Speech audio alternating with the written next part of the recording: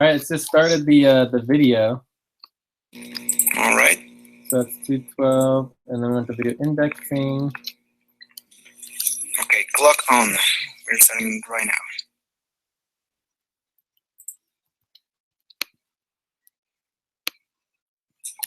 In positions, there you go.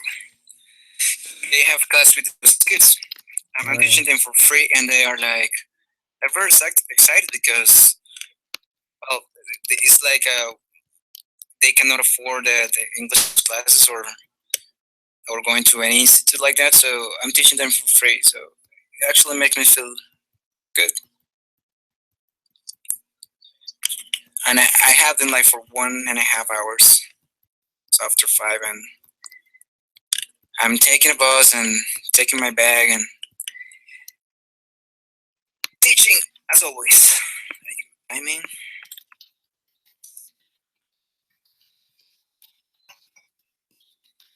check-ins.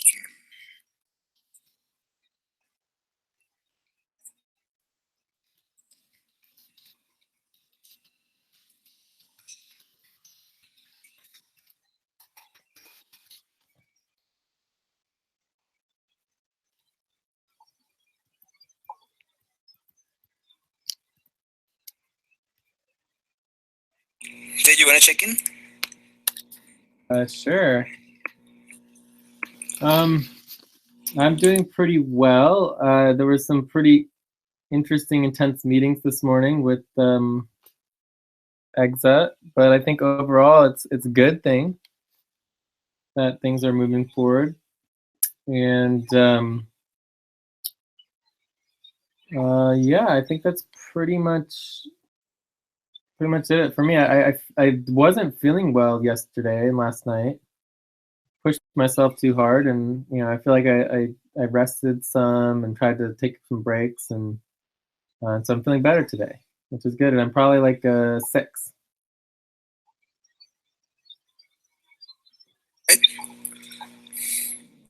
Okay.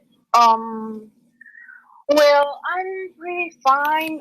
My sleeping schedule is like a mess. My boyfriend's grandma is like sick, very sick on the hospital. So we take turns to get her some company. So I'm going there on night and I'm sleeping on during the day. So it's a little bit messy, but it's okay. Today I went visit some artist friends. I went to their studio, so I'm pretty happy because it's been a while since I have met them. So it's cool for me. I went there, I sleep a little bit, and now I'm here. I'm like 6 or 7, and today is my boyfriend's birthday. Cool. Jorge, did you want to add to your check-in at all? Yeah, I just added. I'm 7.5. Nice. Cool. So, how much time do we have? So it's 2 o'clock American time now. What's our time looking I have like? 2 hours. Yes, 2 hours.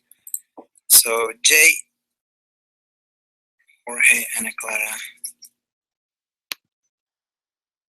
How much time do you have, Jay? Yeah, 2 hours is good. So let's just try to wrap up by 3:30 and finish at 4. All right. I also have 2 hours, and Anaclara 2 hours. Yeah, I have another meeting at 5. And we can finish this like 5 minutes before your meeting. Oh no, because we have till 4. I forgot. It's Yeah, that gives me an hour break or an hour in between. Should be good. Yes. All right. So we want to start at 3:30. American time to start.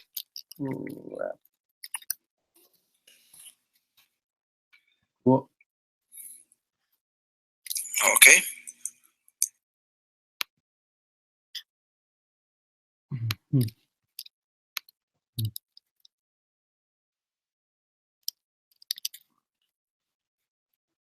was budgeting today.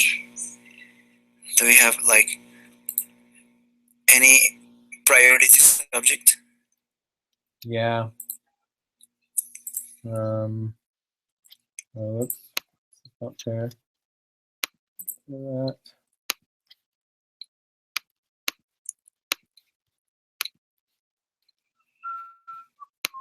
I think that the priority topics from yesterday, the introduction for James, is done. Budget process, facilitation, yeah, that was done. What are you talking about? Are you talking about the tasks? Sorry? I didn't quite catch you what you were talking about. The tasks? That the all priority topics, the from yesterday, introduction from James, budget process, and facilitation and Excel work was done, right? I think this, yeah, so we have we're going to go through this again today. So we're going to do this. So let's make a list. So these will be our priority topics, right? Yes. For our agenda. And we definitely want to do this. This is key. And then I also made this other list over here. Let me pull this up. Not that one, but this one.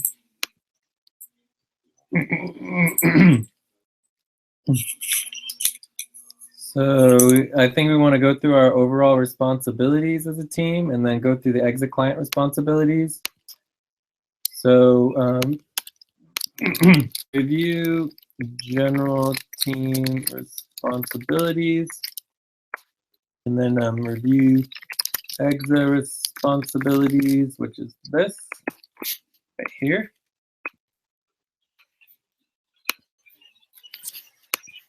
And what hasn't gotten done for this week. And then I had, and then we want to start with the value tracking. So let's make sure we start, starting, let's go this first. So start with value tracking details. Then we have go over everything else for the week. And then I have a couple other things here. Make sure we cover those.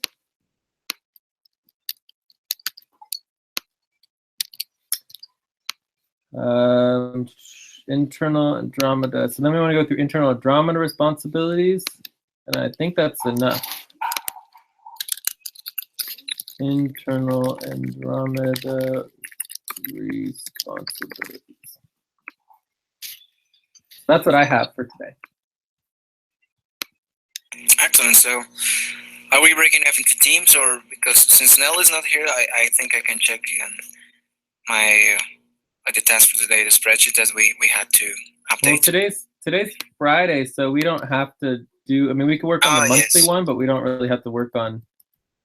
And we just have the three of us, so we are a buddy team. Like we're buddy team Jay, Jorge, and Anaclara. All right.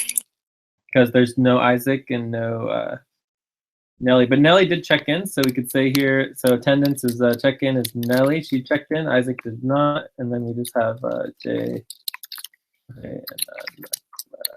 And attendance isn't really necessary for buddy team meetings because everyone's listed up here. Got our list, but if we had a name for our team, all right. So how does these priorities? So basically, there's three things. One is review the general team responsibilities. Two, review the exit responsibilities so that we can go through all the things that didn't get done. And then if we have time, go into some of the internal Andromeda responsibilities. All right. Does that sound good? Is there anything else you want to add? Nope. Sounds good. Okay, cool. All right. So let's start with, and we want to index this. This would be general team responsibilities. Mm-hmm. So I want to go ahead and index this.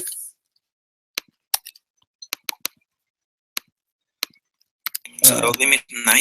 Limit 9. All right. So I wrote all this down. So okay.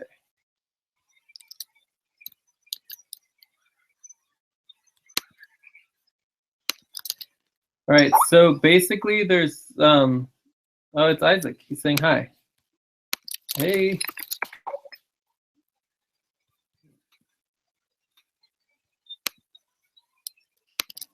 Are you joining us? Yes. All right, well, maybe we should wait for Isaac for a segundo.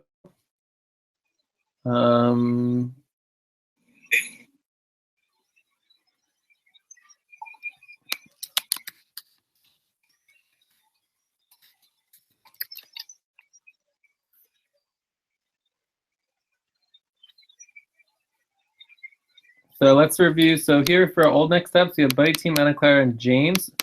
So really quick, we can do this. Anaclara, we want to connect you to James. Okay. Because James is in Kenya, and Lucy does very early morning. So Lucy's also in Kenya. She does very early morning, and so she's able to connect with us at nighttime in the Americas. James, on the other hand, does very late at night. So he's a late night, and then he gets up very late. Gets up later, right? But basically, for him to do our Andromeda sessions, and for the Americas session, right? He would need to be, up till yesterday he was literally up to like 3, 4 a.m. He joined us yesterday. So he might be a perfect person to be collaborating with you earlier in the morning, since you are on mainly the east side of the Americas, eastern coast, and almost going into the Atlantic. So you're closer to your Africa time. So you guys would be a perfect buddy team to connect that bridge between your Africa and the Americas. Yeah, I think that's great, and I'm really excited about that. Cool. So and do you have James's contact info? No, I don't. But if it is in the contacts list, I can do it. No, it wouldn't be in our contact list. It would be in the global contact list. So we simply want to get you his email and Skype. So let me get you his Skype first. So this would be. Sometimes Isaac can do early right also, so maybe he can join us. So remove from group. So see that's a Skype name right now. I just removed him from our group discussion. You see that?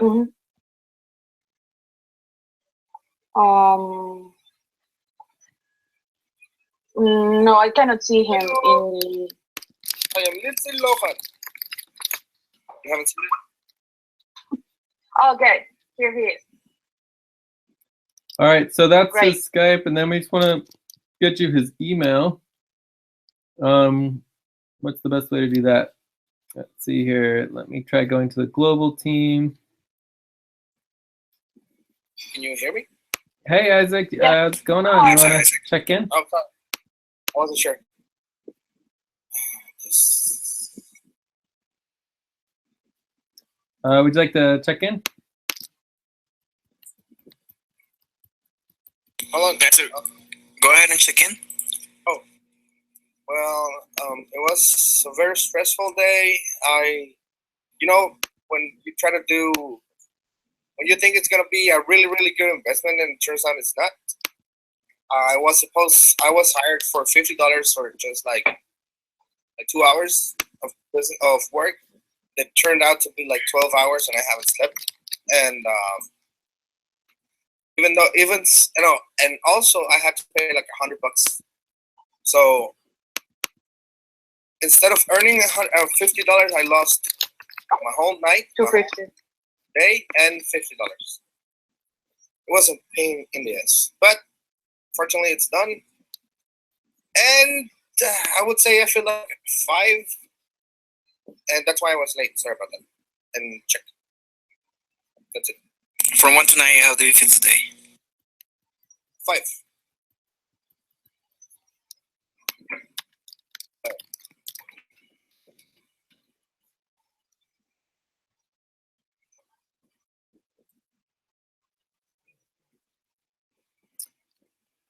Cool. So, Isaac, where we are right now is we are at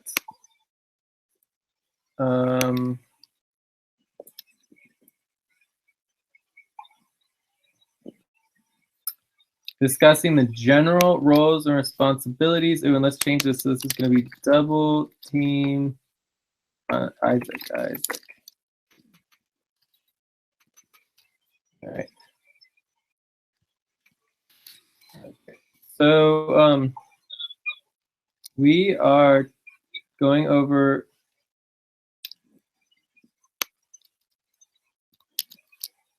the general team responsibilities.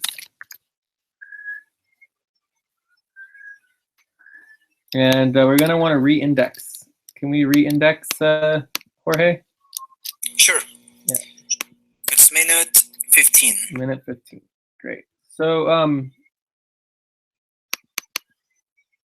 the full team, so there's 3 teams right now. There's the full team, which is the Andromeda team plus the global team. So the Andromeda team is like real, right? Actually meeting. The global team, it technically is meeting, but on, very rarely. So it's like the Mercury session will be the next global team meeting. But there is the double team. So there's the double team, Jay, Ulysses, Abdul, and Lucy, which meets daily. This is daily. But the whole global team meets very rarely. So the Andromeda team is real, and we're meeting daily. So we have our daily meetings, and the primary meeting is Thursdays right now. Thursdays. So that's when we discuss like budgeting and all like the decision making and things like that. So and then the full team is both teams put together. So does everyone understand the general structure? Are there any questions about the structure of the 3 teams? No.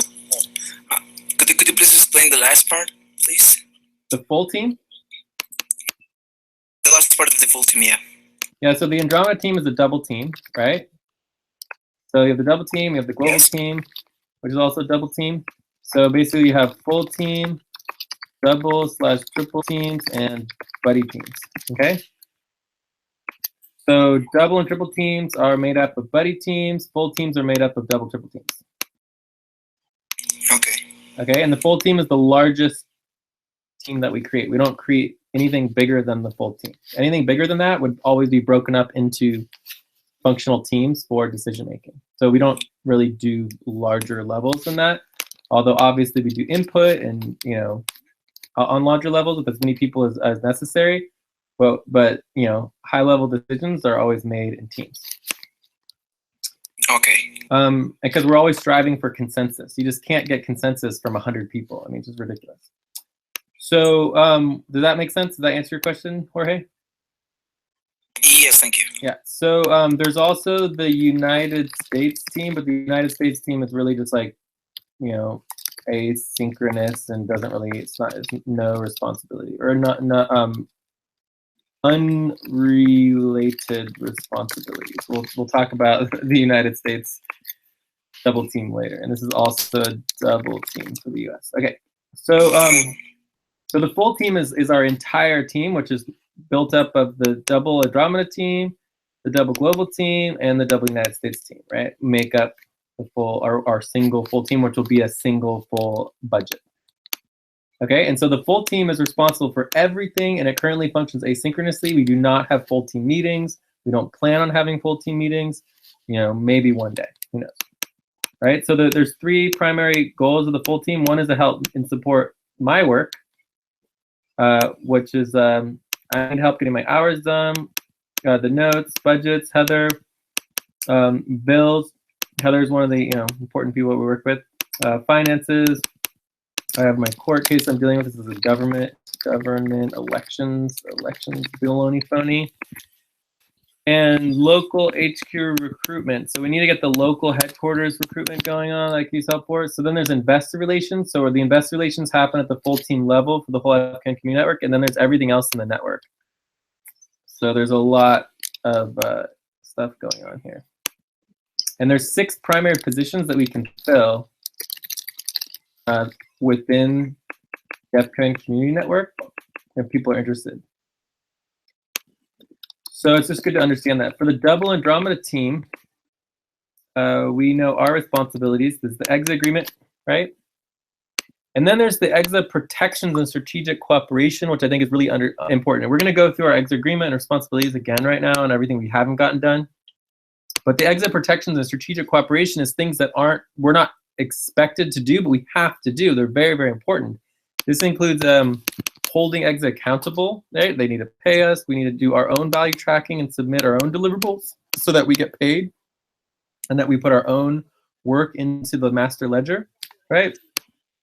I also help Zachary as like a kind of a buddy team within EXA and that I'm working with. So that's also part of our responsibilities. And then CTS and ESC are part of our, this is the cyber token support. This is the Econaut support company. So these are companies that we're forming that are external from EXA, but are still part of the network. And then VZ Enterprises with Vienna and Zachary, there's all this crazy financial support that's going on here that is technically separate from EXA, that is still related. And I think we really do need to push some of these, like we need to protect ourselves from EXA, because EXA is, you know, generally disorganized. And so the more we get wrapped up into EXA, the more we get sucked into everything that they're doing, right? But we also want to create strategic strategies for cooperating, and one of them is maybe getting a budget out of the EXIMO and trying to, you know, strategically work with EXA. I mean, we have some voting say in the membership and how it functions. So does this make sense, and how this is different from the EXA agreement responsibilities? Yes, it makes sense. Like, there's no way to have like a lot of people involved in one thing, because otherwise will be what X is doing right now. It's going to be disorganized. Yeah, but we have say. So basically, we're a member and we have voting rights and influence within the EXA network. So we need to use our organization skills and our competence, right, to strategically cooperate with EXA to actually help it evolve in a good direction, right? To support EXA for the betterment of us, so we can protect ourselves and protect, you know, our investments and things like that. Does that make sense? Yep. Yeah. But those are secondary to our client relationships, which is this what they're paying us for. You know, this we don't get paid for, all right? We get paid for this. And there's other components of this. There are also client relationship components where we have what do you call it? You know, deliverables that we don't get paid for, but are still part of the client relationship. Okay? So we're all clear on these priorities. Any questions about any of these priorities? Nope. Okay. So then the other responsibilities that we have are to support the full team, right? To support ourselves, our internal support of the functioning of, you know, the Andromeda team, right? And this includes buddy teams, right? So we want to support our internal buddy teams. And then obviously we want to support me primarily with my EXA roles, right? So we're the full team would support basically all of the different things that I'm doing. The Andromeda team should be focusing mainly just the EXA roles that I have and making sure that we follow through as it relates to our deliverables and stuff like that. So I think it's also good to understand where the double team is at. I mean, where the global team is at, just so that we can have clarity. So the global team is supporting the Andromeda team, right? That's their primary focal point, and we're paying them to do that. We're paying like whatever, $400, $500, $600 a month. They're supporting Jay with everything.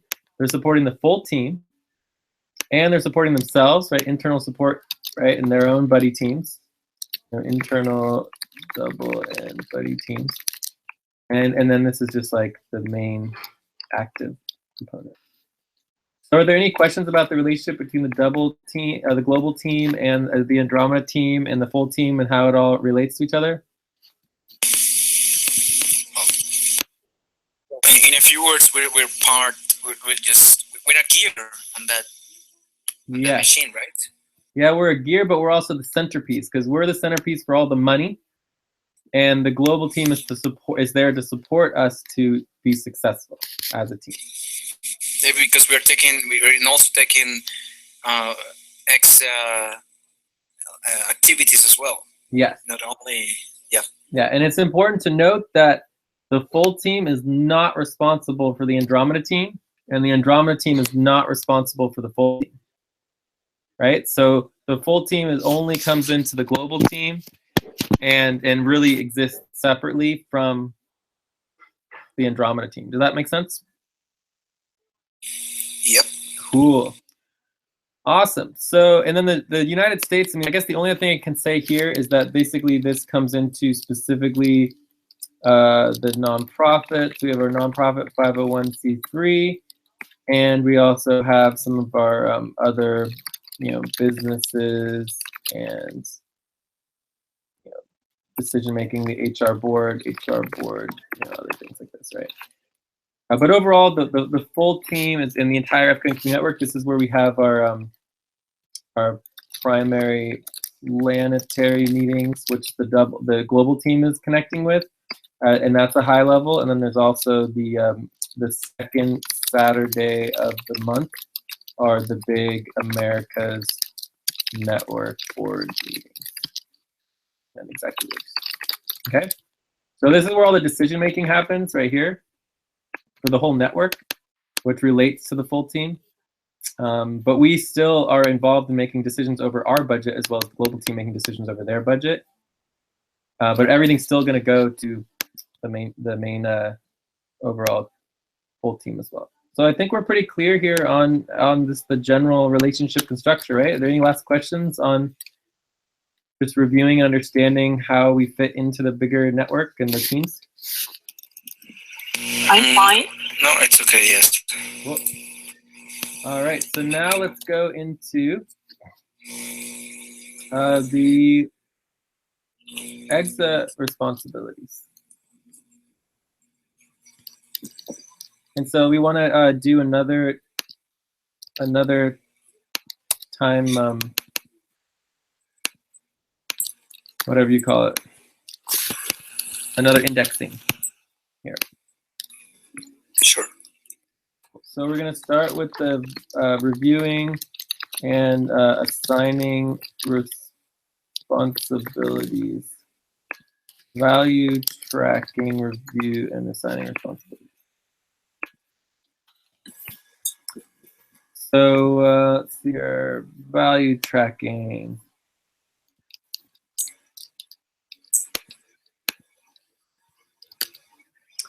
Okay, so the goal of our value tracking at this point is to find the gaps, and then we're going to start filling the gaps in next week, okay? So my hope in going through all the different components of value tracking, and let's double check this list. So someone can be responsible for double checking this list, right? So this is a task. So someone wants to volunteer for double checking this list. So so value tracking, we are going to go through all the different components of it and then assign, make sure it's really clear who's responsible for what. Okay, does everyone understand what we're going to be doing? What? Say again, Isaac. Can you say that again? So we're going to go through all the components of value tracking, and we're going to make sure it's really clear who's responsible for doing what. Okay, no, I have no questions. Great. So the first thing is the start of the master ledger. We're going to begin creating the master ledger immediately, like this week, right? So by the end of next week, we should have the beginning, at least for us internally, the draft master ledger, and then we'll be presenting that externally very, very soon. So this is a major responsibility. We want, primarily a buddy team, to be responsible, like, for the master ledger itself, and to actually start the process of, creating the document and outlining it and starting to organize it. So, and I think we may have a doc begun on that. Hopefully that happened. That was a previous task. So we want to check to see if we have a master ledger systems doc. All right, so from here, the question is, who wants to be responsible for the master ledger?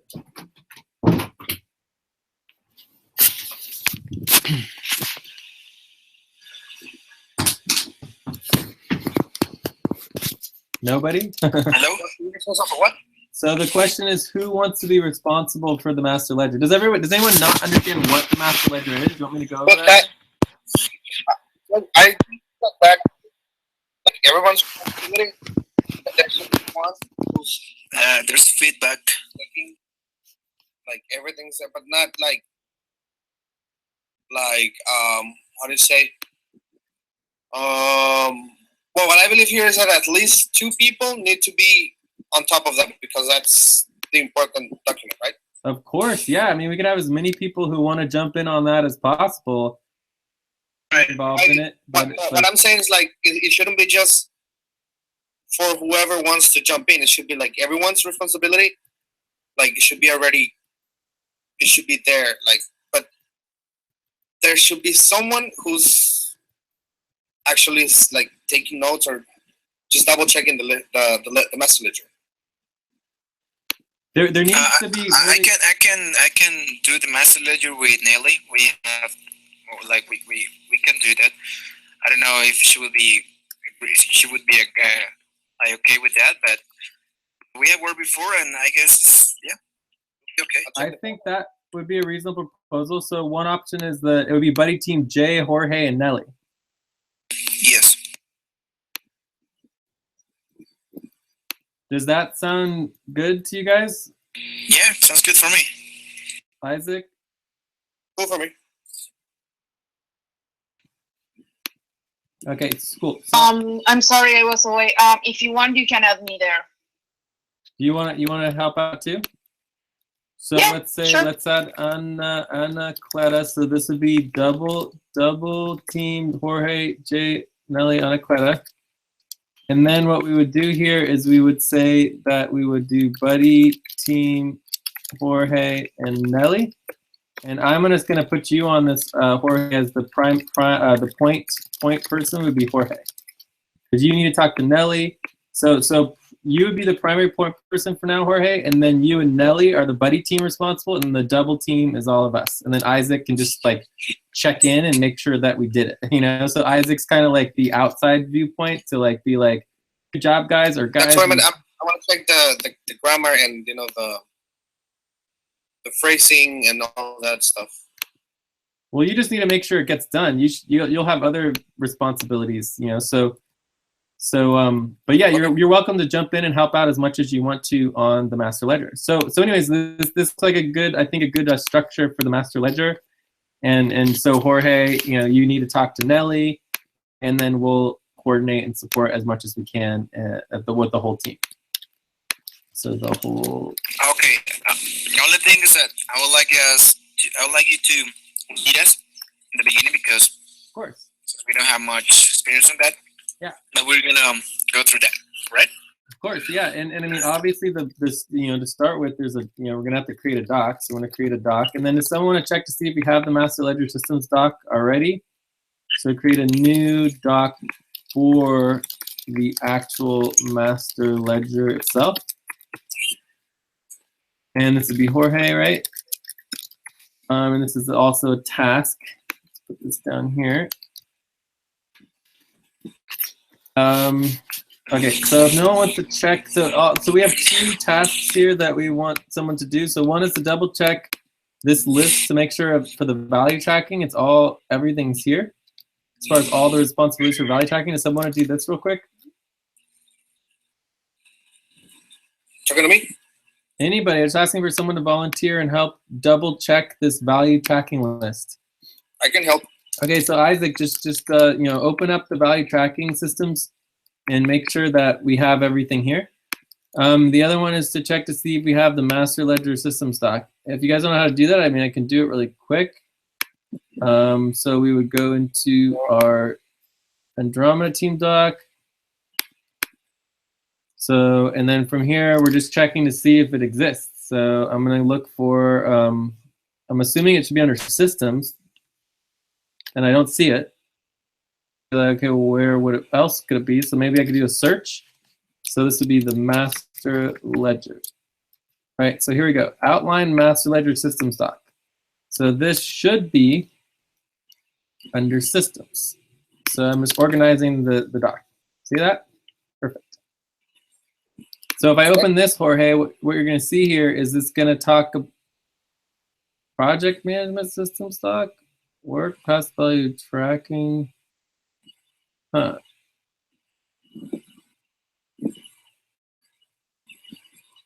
There's nothing left.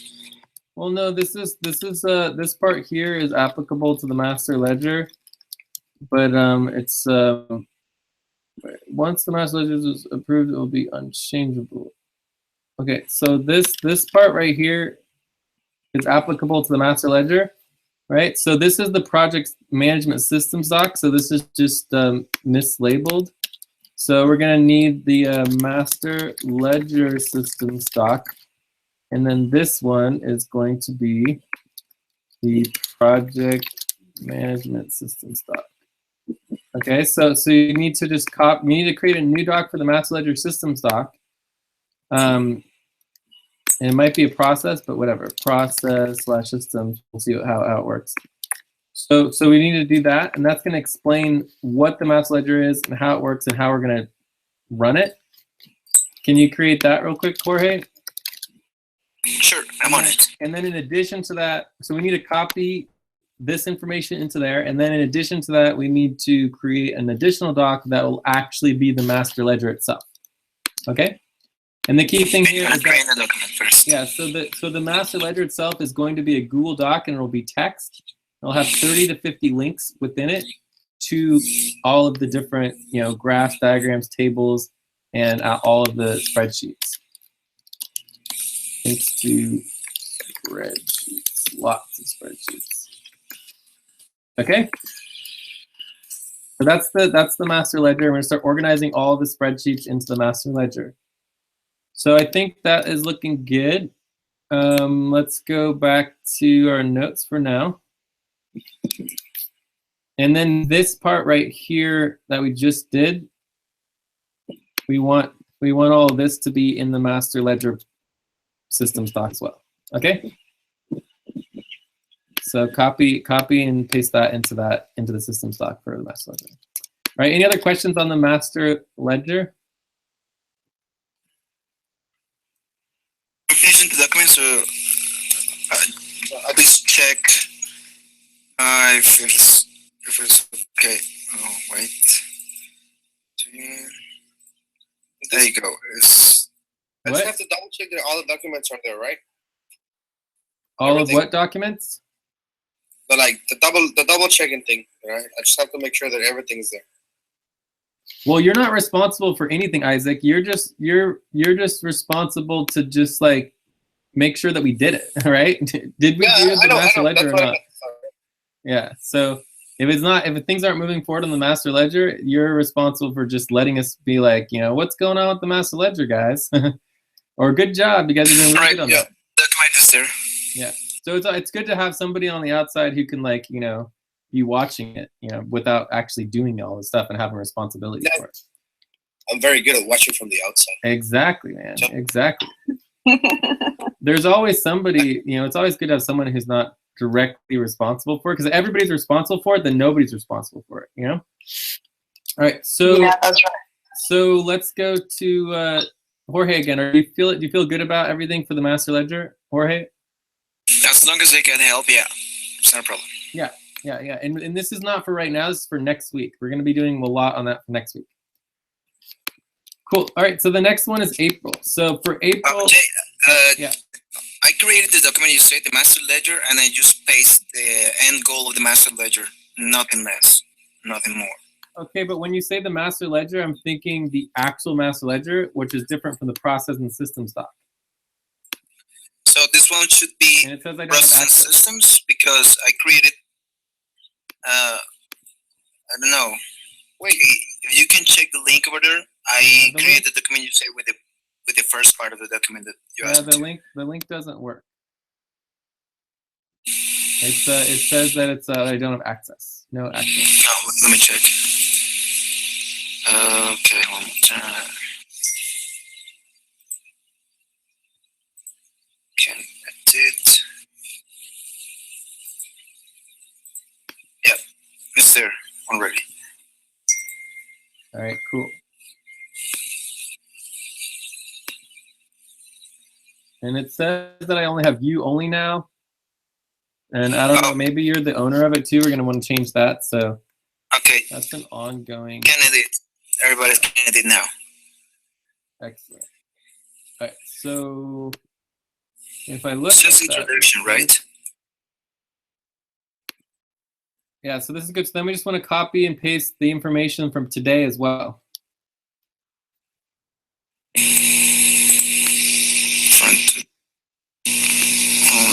see this part, I highlighted it, right? So it says who's responsible for all what. the information, or just the valley tracking? No, just this that I highlighted. Just a little part, there's this little itty bitty section that we just did on the master ledger that clearly states who's responsible for it. That we just want to make sure that's indexed into the master ledger system stock. So we won't have to go back to some random notes or some random day on Friday to get that information, right? We want to be able to quickly look on the system stock, who's responsible for what. All right, so I think we're ready to move on to April. So April, what about April? So April, we just did the form. We're going to need to go through the form. It needs to be, checked, added it to the April, percentages. Does anyone want to take responsibility for this? What is it that we have to do there? I'm sorry. So now how we created the April form, like the first 2 weeks of April. Oh, the missing form? Yeah, for the gap. Oh, it's there already. I created it. I know we created it. So someone needs to take responsibility for taking all the data from that and putting it into the ledger. I have that task on me already. All right, so Anaclara, you're going to do it, okay? Yeah. Okay. All right, cool. So Anaclara is going to take care of the first 2 weeks of April and make sure that it's in there. Okay, the next is, any questions you have about that, Anaclara? No, we already did it. I did the value tracking monthly, and I'm on this first 2 weeks, so I think I understand. If I had any doubt, I write to you. And this can kind of go between the weekly and if they give specific week information, and then also into the monthly for April, but you have to average it with the last 2 weeks. April, okay? Okay. Awesome. All right, and then of course some people will just have gaps, and it's fine if they don't fill it out. We're just not worried about it. So you don't need to do any follow up. You don't need to find people. All you have to do is just take the data that's gotten there, add it to the ledger, done. All right. So the next one is January. I'll make sure. I'll take that responsibility. Isaac, cool. So this is actually creating the form.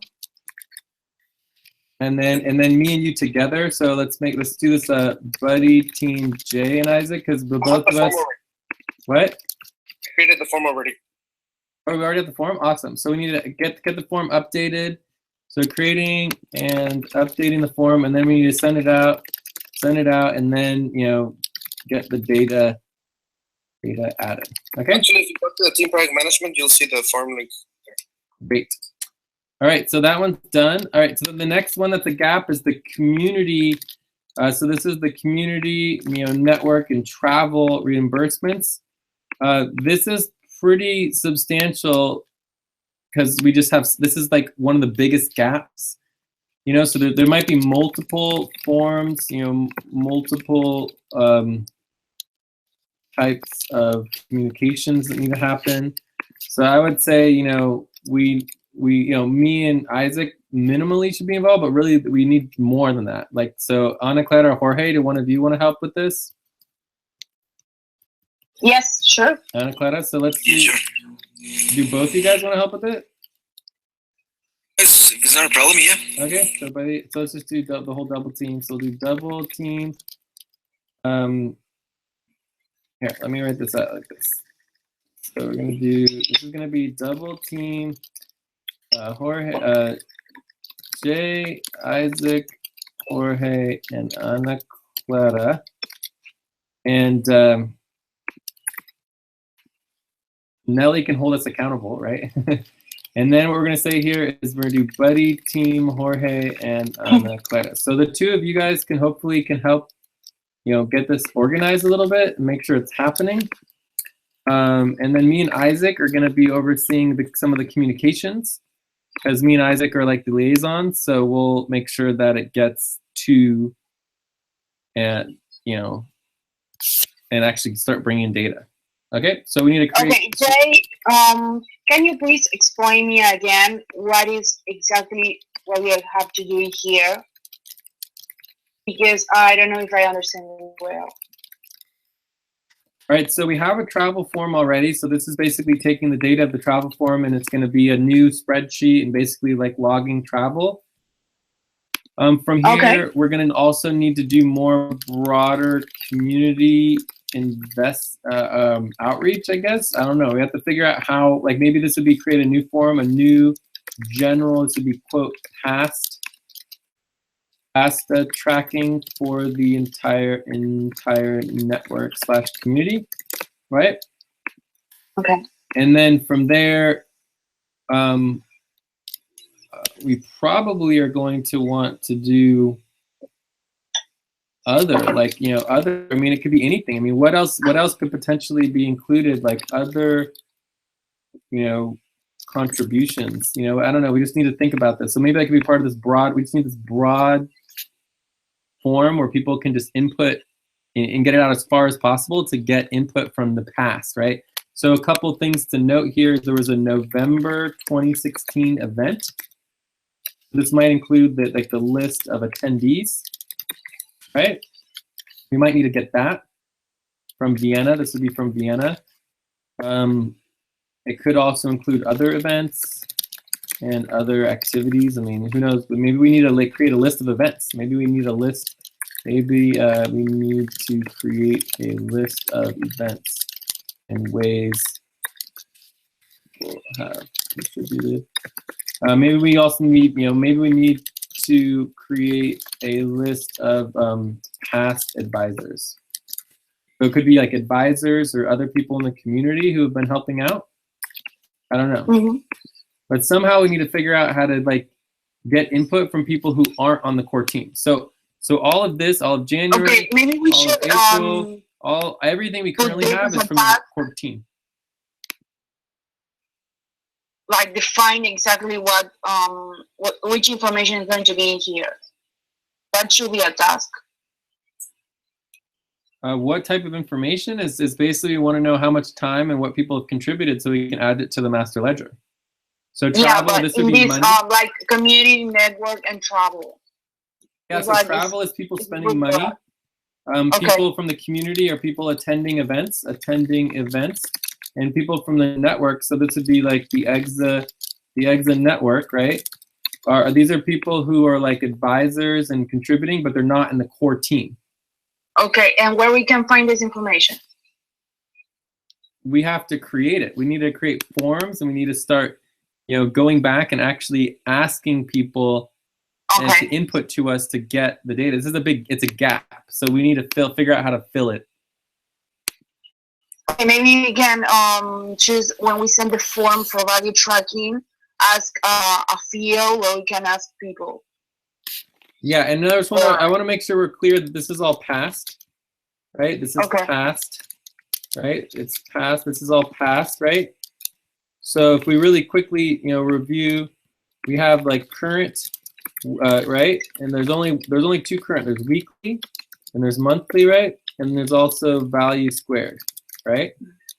Because we can create the document, but we need to find the information. Yeah. Exactly. So like the monthly, this is for the EXA network is the monthly, right? Whereas the weekly is only for the core team, right? So with this we have the core team is good for going into the past, right? We have a lot of information, but for the network into the past, we have almost nothing. So this entire section right here would be the equivalent of the monthly currently going into the future. Right, so this is current / future, right? Except this is the past. You see what I'm saying? Mm-hmm. Yeah, so typically we've been tracking monthly, but we're going to be thinking quarterly as well. And it's just getting data from participants, from community events, people in the network, advisors, and people who spent money on travel, and just try to get basic input so that we can do more. Add it to the ledger. This is just it's a huge gap. It's a big gap. This is our biggest gap in the ledger right now. That make sense? Yes. I'm going away like I'm sorry. I'm going away like a minute. I'll be back. Okay, no problem. Jorge? I'm assuming that for the first part of the ledger, you will be guiding us through the process where we get the information and how we input the information, and right, so we can actually do it afterwards by ourselves. Correct? Yeah, this is all just we're just barely getting things set up for next week. So next week, we're going to go through each one of these again in detail and make sure every single component people know what they need and they can ask questions. It's like nothing ever ends. We're always working together. So you always can ask anything you want. All right, because I just wanted to clarify that for now, we're just setting the operation, because yes, right now, I don't know if I need to make like 3 or 2 spreadsheets about that, or what information should I include or not. Yeah. Correct? So yeah, just getting the information clear. Yeah, this alone could be like 2 or 3 spreadsheets, maybe more. It might be 5. Who knows? All right. You know, I mean, we don't even know yet because we don't even have the data. We're not even sure how to get the data because we don't even have the list of the people who went to these events. You know, so we might need to actually contact Vienna, get more lists, get more communications to like actually even be able to contact the people to get the input that we need, right? So right. Yeah, so it's interesting, and this is also applicable to here. Like for the network, we still need. I mean, for like the EGLA network or monthly, we still need a list of you know, people. Et cetera, et cetera. So this is maybe this is a task for Isaac. You know? So we have a list for the core team, right? This is done. We're good on this, no problem. We have a list of exactly the core team. We know exactly who we need to contact every week, no problem. Exit network, we don't even know who we're trying to contact. So we're trying to get monthly input and data for April right now, and we don't even know how to follow up because we don't even know the people that we need to be doing. So we could add this to the list here, Isaac. So we have people advisors, list of people advisors in the exit network. Cool. So and this would be by priority, right? So you know, because we could easily have a list of 200 people, but we're not going to follow up with 200 people. This is by priority of expectation of contribution. Does that make sense? We want people that we're already expecting to be contributing so that we think they should be filling this form out. If we don't think they're contributing, then they don't need to fill out the form. Okay? Okay. Okay. So, so this is the first time we're bringing any of this up with the whole community and the network for the past. So it's very new, right? So I'm not expecting a lot, but we, you know, all 4 of us are going to work on it together, and obviously the whole team and Nelly can help with this process. But we need to get started on this next week. Cool. So weekly, I think this is pretty much done. Monthly, I think we're also pretty much done. Value squared, we're going to do next week. All right, so this would be current value squared. Is anyone interested in taking on current value squared as a responsibility? Weren't we doing that already, Nelly and I? Or no? We were doing that. This is just doing monthly and weekly. Yeah. Yes. Yeah. So this is weekly. It's yeah. And this is, I mean, basically this is the whole Andromeda team. Right? We're all doing this, and we have our specific responsibilities for specific components of the weekly and the monthly and all that kind of stuff. But the value squared is different, and we haven't really started on that. So anyways, we'll see. We'll come back to that next week. We're going to spend a lot of time on it. So from there's also the past value squared. So the past value squared is you know, similar to the current value squared, but obviously much more because there's a lot more that happened in the past. But we want someone to take responsibility for both of those. And then there's individualized and other. So the last 3 things is like, we have current value squared. We're going to go over this in detail next week. that's going to be replicated for the past value squared systems and models. And so we're going to want somebody to be responsible for that. It could technically be the same person who's just doing value squared both current and past, or it could be two different people, or buddy teams, or double teams or whatever. And then obviously there's individualized and other. So I know this is going to sound dumb, but can you please remind me what the value squared is? Yeah, just cool. So there's two types of very easy, simple, value tracking. Let's just come down here. So value tracking. So there's two simple kinds. So we have simple is time and money. All right. So within the FQN community network, we almost exclusively focus on time and money, right? Because it's just simple. It's easy, it's simple, it creates a foundational base. You can also create a model where it's neutral, and equal, right? Because everybody's time can be equal the same, and everybody's money can be equal the same, right? So that creates a really simple way to have it interlaced. Does that make sense in terms of the simple side of value tracking? Okay, yeah. So then the more complex side of value tracking is, basically, any type of contribution can be tracked. And so there's infinite different types. And so there's infinite different possible ways of tracking all of those different types of contributions. The simplest example of that would be attendance. So attendance, at a meeting, right? So, for example, Nellie checked in today. So we noted here that she checked in. She said she couldn't make the meeting. So, if she hadn't checked in, she would get nothing. But because she checked in, right before the meeting, we know she couldn't make it. That's value. It makes a connection.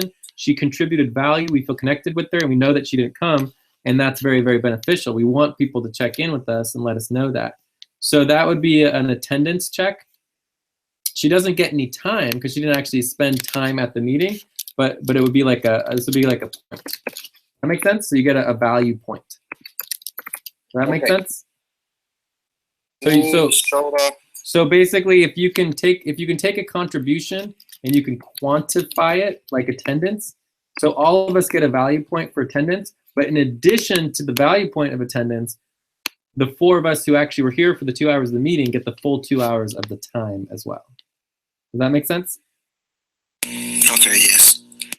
So if we just work this out here, so we have put some lines here. Meeting or meeting / session value tracking, right? So for today, we had attendance, right, which is the whole Andromeda team. So it's 5 people, you get 5 points, right? And then you have time, and this would be Jay, Jorge, Anaclara, or we could say Anaclara. Isaac was like 15 minutes late, right? This would be like the full 2 hours, and maybe this is like 1 hour and 45 minutes. So does this make sense? So we all get a point for attendance, including Nellie, but only the 4 of us get time, and Isaac was a little bit late. So does that make sense? All right. So the attendance itself is not time or money. It's a different type of contribution. And it's because it's quantifiable, it's easy to track, and you can track it as points. But there's other types of contributions that are very difficult to quantify. So contributions can be difficult to quantify, okay? And then that's where it gets even more complicated. So where this gets even to the next level is what we call deliverables. So a deliverable, an example of a deliverable example would be like, let's say, a logo, right? So I go and I actually create the logo, And the logo itself took me a certain amount of time, but as a professional artist or a professional, graphic designer, that logo actually has value, right? So it actually has value beyond the time it took to make it. Does that make sense? Yes, definitely. So an actual deliverable is measured based on many, many different factors. There's experience. There's all different types of like rates, and you have prestige, or people saying that basically you're worth more than someone else, right? So your value and your artwork can have different levels of value based on who it's coming from and why. If it's emergency purpose, like emergency, or fast, right, might be more valuable. Like I need this logo tomorrow, right? That might be more valuable than a logo that was done like, oh, you have a month to complete it, right? So there's all these different components of it. So this is what we call value squared.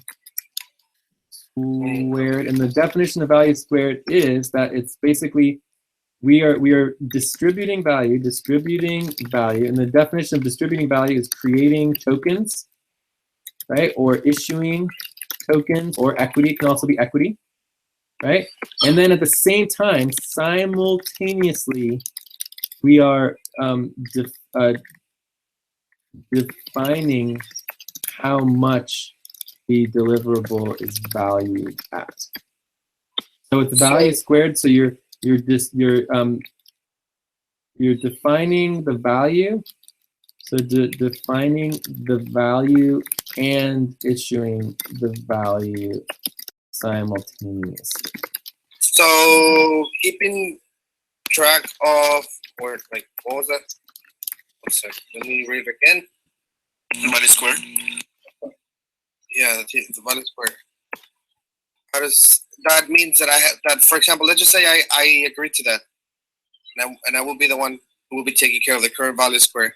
Cool. I have to check that everything is like exactly distributed, right? Like. No, it's a little simpler than that. So let's just review the process quickly. So we have this links of deliverable lists and links, right, of deliverables, right, for evaluation in the future. So we've been creating this list, right? This list is not perfect, but it's the beginning. It's the beginning of a list. We have a bunch of documents, right? We have a bunch of topics, and we have links, right? So the next step of this process is that let's take Joel. So Joel, we don't know what the hell this is. We would need to click on the link, find out what this is, write the topic, possibly even write a description of it, right? Then we could ask Joel, how much value do you think this has? Right? What do you think the value of this? So this would be the value from the original creator. They would give a value. Then you'd have two additional people, possibly more, look at that link and be like, we either agree with the original value of the creator, or we think it's worth less or more, or whatever. Typically, it would all be done in US dollars, but this is going to be a process. So we're going to just need to make sure that as the valuation is considered, and then we would take the valuation of the 3 or 4 or more, and then we would average them, and then basically we would get that approved, either by the executive committee, or there might be a value squared team that meets just to review the value of all of the different deliverables. And then so that will go into the master ledger. To fill out this form, like this spreadsheet for Andromeda's only? No, this is for Exa. For or everyone that works in Exa. Okay. Yeah. So the task to accomplish is to fill out this. Well, it's not to fill it out, because we can't directly fill it out ourselves. It's more of just coordinating helping support to coordinate the process. We need to get people to understand. We need to create the process, right? So here, I'll write a couple things down here. So where's our meeting notes for now? So if I go back to here, some of the tasks of this are to, 1, we need to create the value squared process, right? And this is exactly the same process for the current as it is for the past. Right? Next, we need to educate EXA core team members on how to use the process. Then we need to help facilitate the process. Then we need to actually, and this includes like, getting input for evaluations. And this is both from creators of the deliverables and from people evaluating them. Okay? And then we need to track the outcomes and add to the master ledger. Okay, does that make sense? So this is basically the process. One question, Jay. When you talk about value, that value is represented in what, like money and time, or dollars? It's probably just going to all be US dollars. Everything in the master ledger is basically going to be in US dollars at this point in time. All right. Yeah. So valuations most likely in US dollars.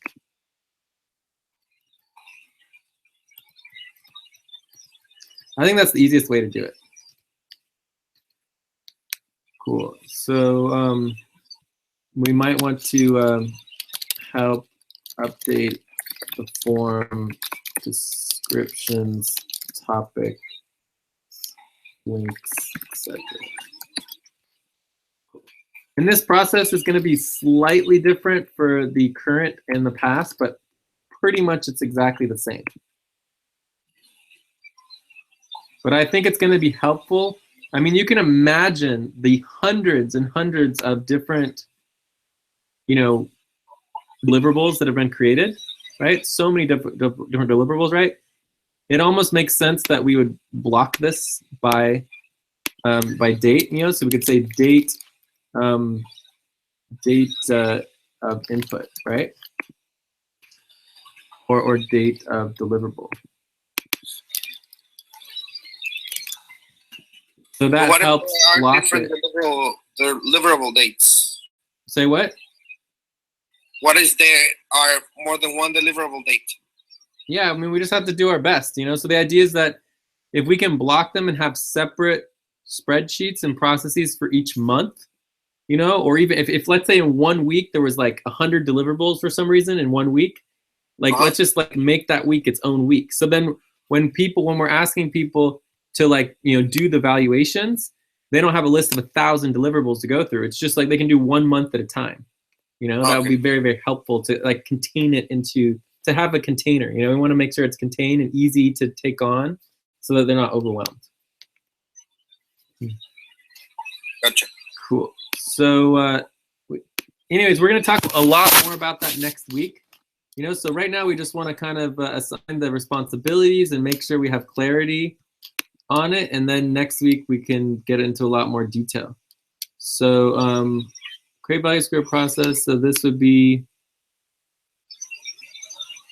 maybe time block per month.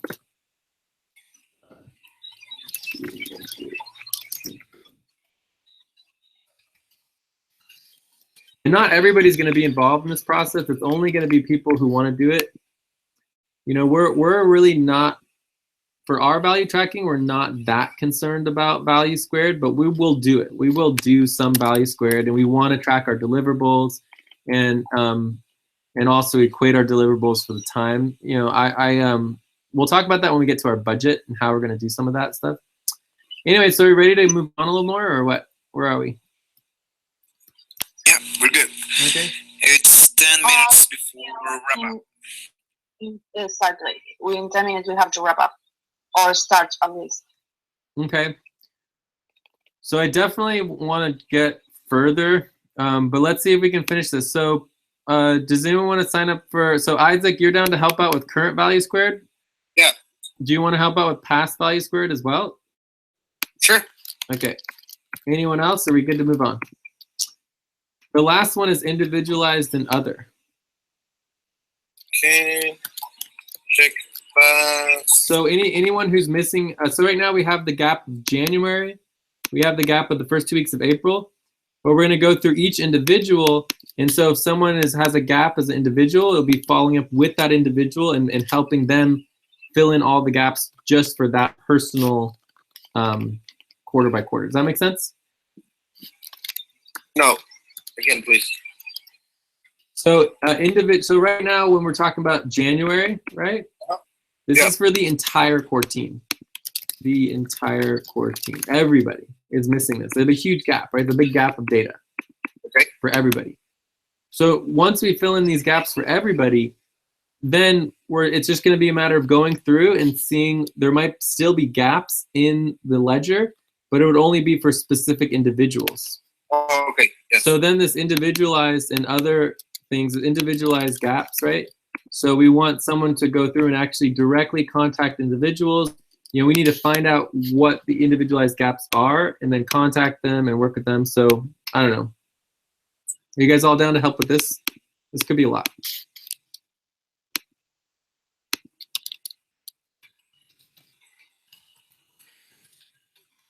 Jorge and Anaclara? Yeah, sure. Yes. Organize.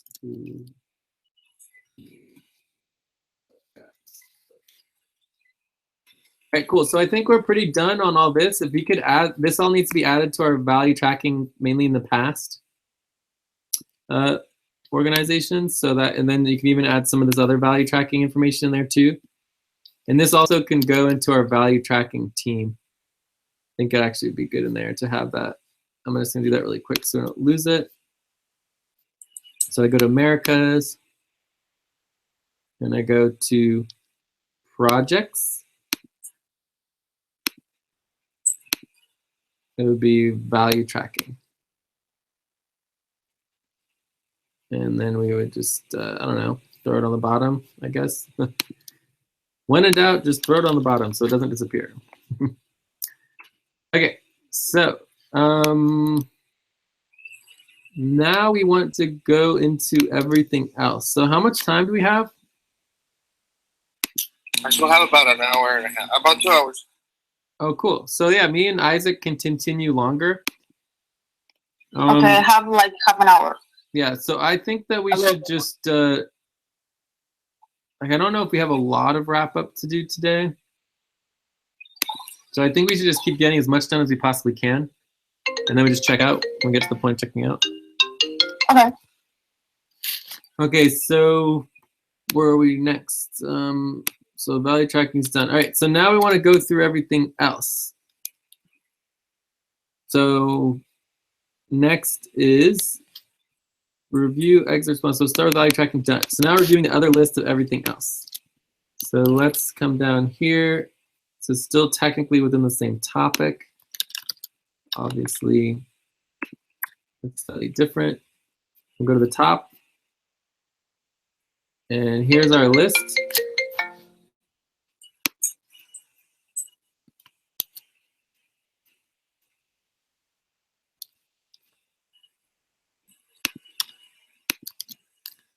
Okay.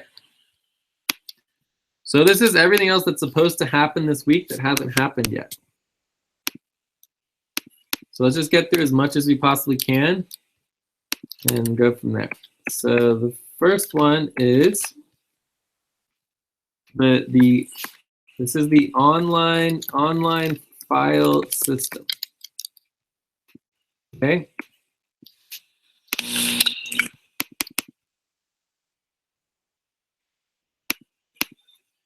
So the first question would basically be, you know, what is the online file system? How's it going to work? We haven't really talked about it for ourselves yet, but you know, we don't really have time to do it. We can, you know, let's just start thinking about it in terms of exa. So we don't identify all the locations. So we have obviously J's docs, right? If we open this, we go to Drive.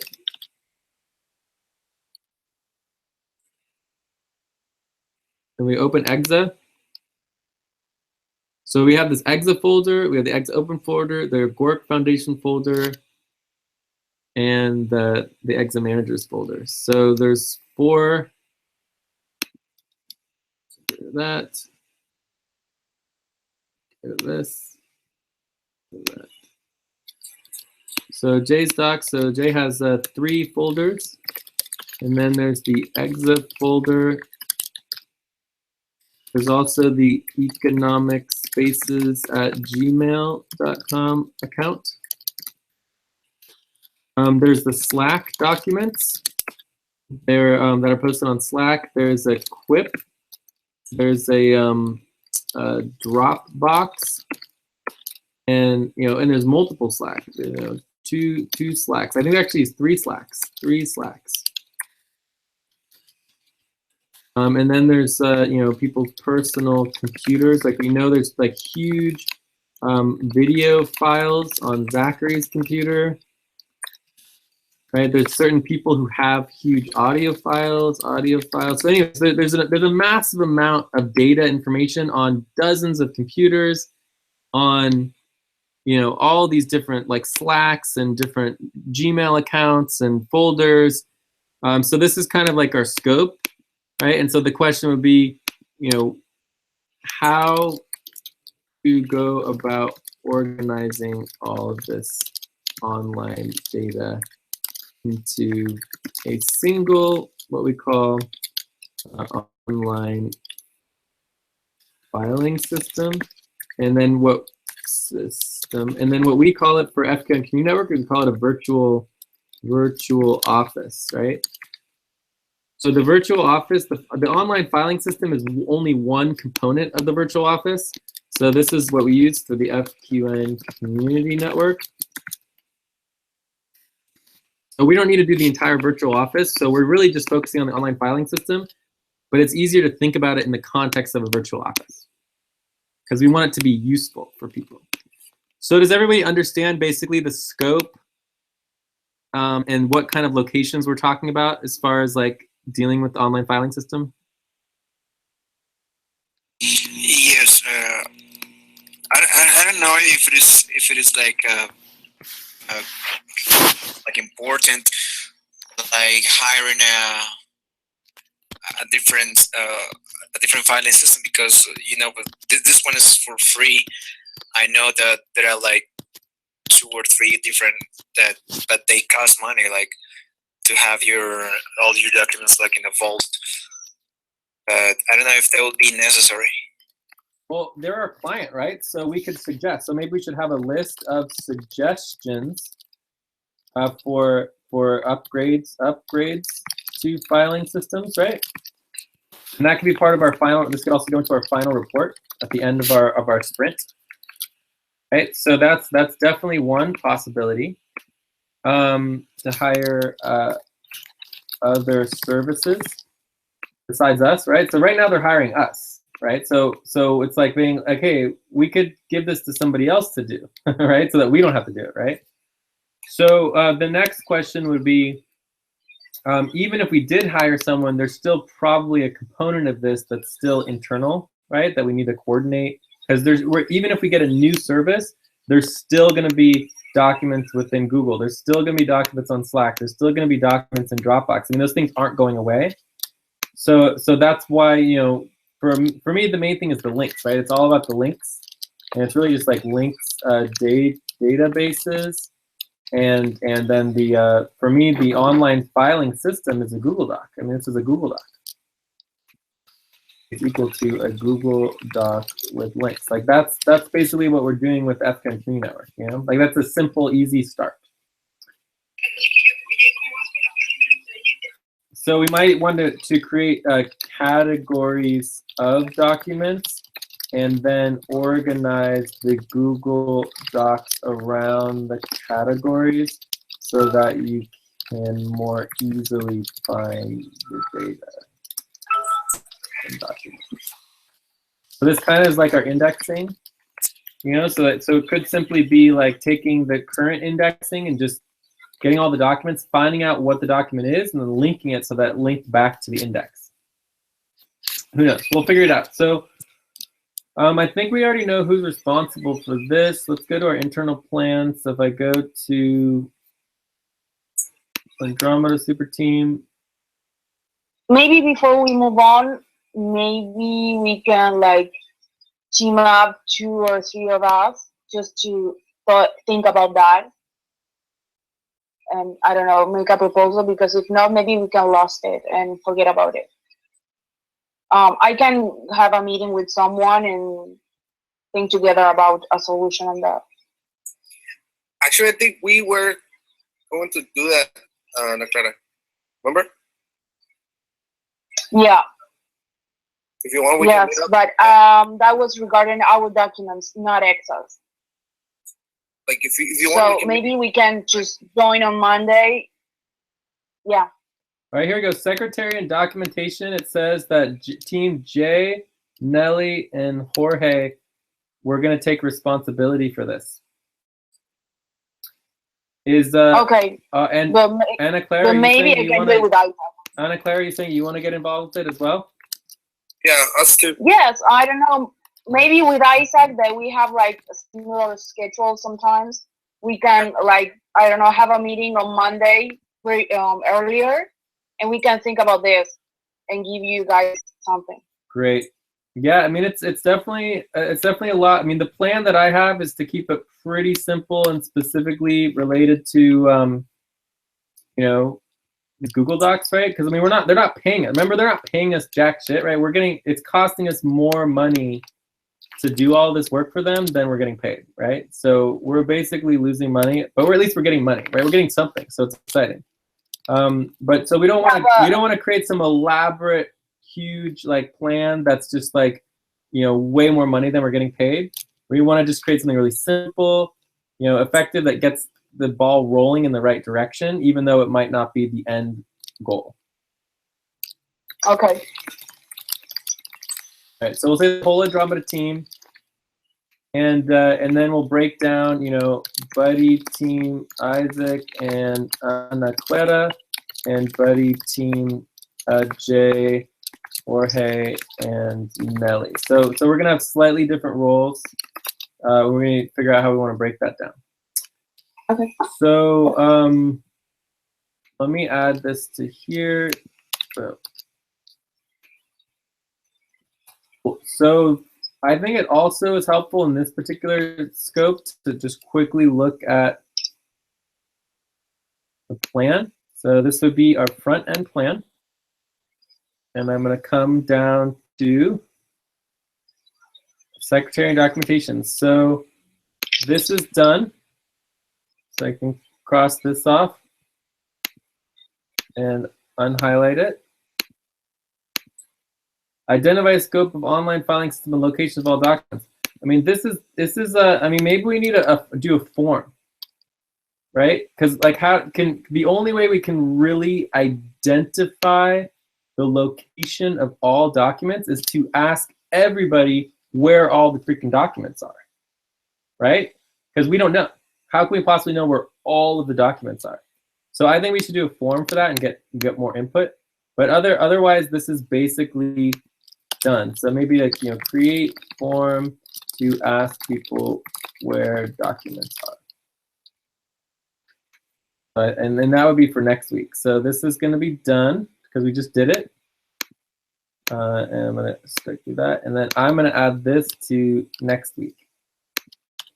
So next week, we're going to create that form. We're going to send it out, ask for input. We have online, you know, board meeting minutes and secretary work to do, and we're going to begin compiling missing documents into the online filing system. So they're actually going to start compiling documents from all the different parts of the EXA branches of documentation and getting the links into our online filing system so that all the links are centralized into a single space, even though there'll be documents all over the entire internet, right? So we're going to continue compiling. And then we're going to launch the department documentation support for interdisciplinary departments. So obviously, we're going to need to create a plan for supporting department documentation goals. So brainstorm department documentation.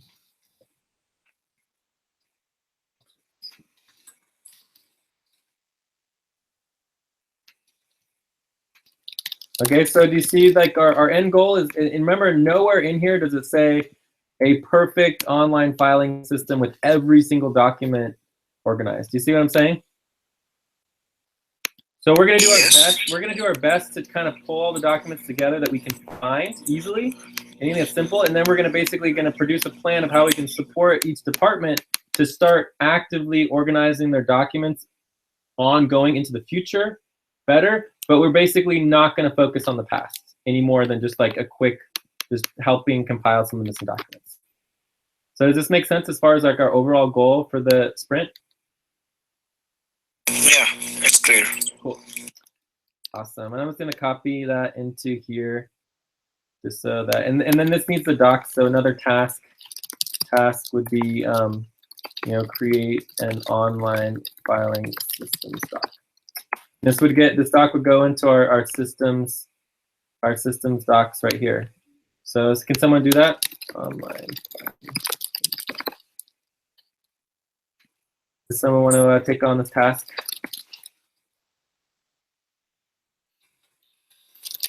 This is the like just create an online. Wait, I can see.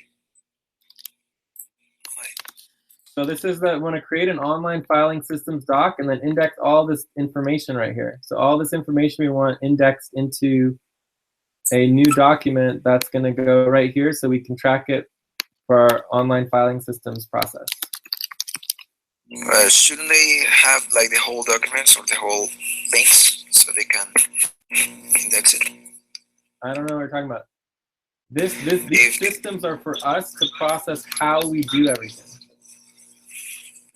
So again, the only place that this information right here that we just wrote, the only place this exists is in this random page 8 of our double team notes for random Friday, May 5th. So in a week, if we need to access any of this information, you know, the only way we'll be able to find it is to randomly go through notes or to just index it really quickly into an online filing systems process doc so that we can coordinate everything with the online filing systems and processes for EXA. This is an internal document for us to coordinate the online filing systems. And I'm just asking for someone to volunteer to create that document and just quickly copy and paste this information from our notes into there. Can someone do that? All right, I'll do it. All right. All right. Sorry? Well, you can do it, Jorge. I was going to do it, but you can do it. Okay. All right. Just let me start creating the document one more time. Yeah.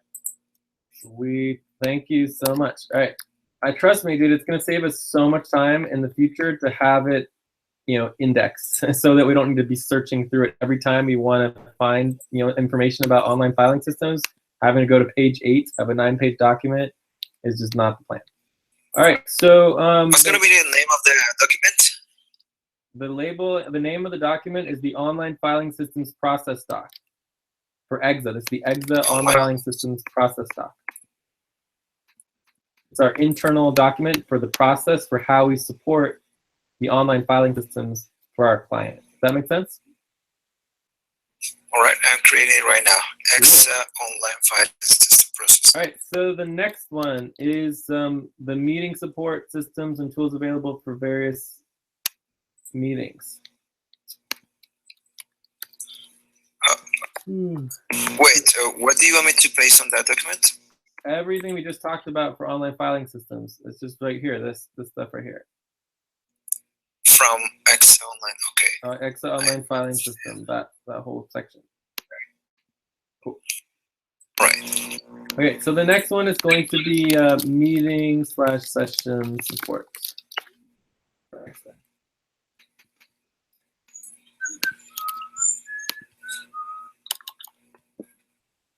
So some of the tools, so we're going to offer these tools. So what are the tools that we're going to offer and how much are we going to pay for this stuff? Right now we're getting paid like maybe $500 a month for this, maybe, right? I don't know. Is that even enough, right? That's a good question. So we want to do a couple things. One, we want to offer facilitation services, maybe like once or twice per week max, right? We want to help offer like recording. So if somebody says, "Oh, we want a meeting and need some help recording," so we could do recording, a simple recording. This would be audio, or screen. From there, we would do note taking.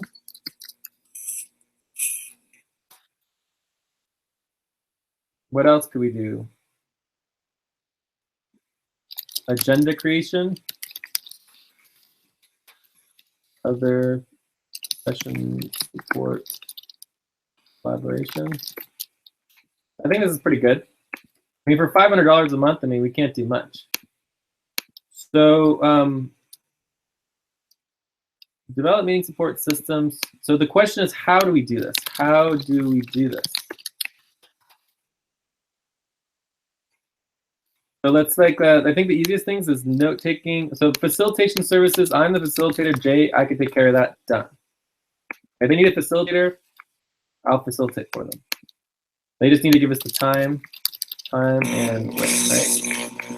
The next is simple recording, audio or screen recording and note taking.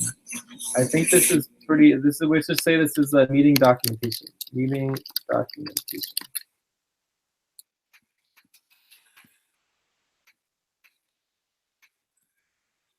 So, so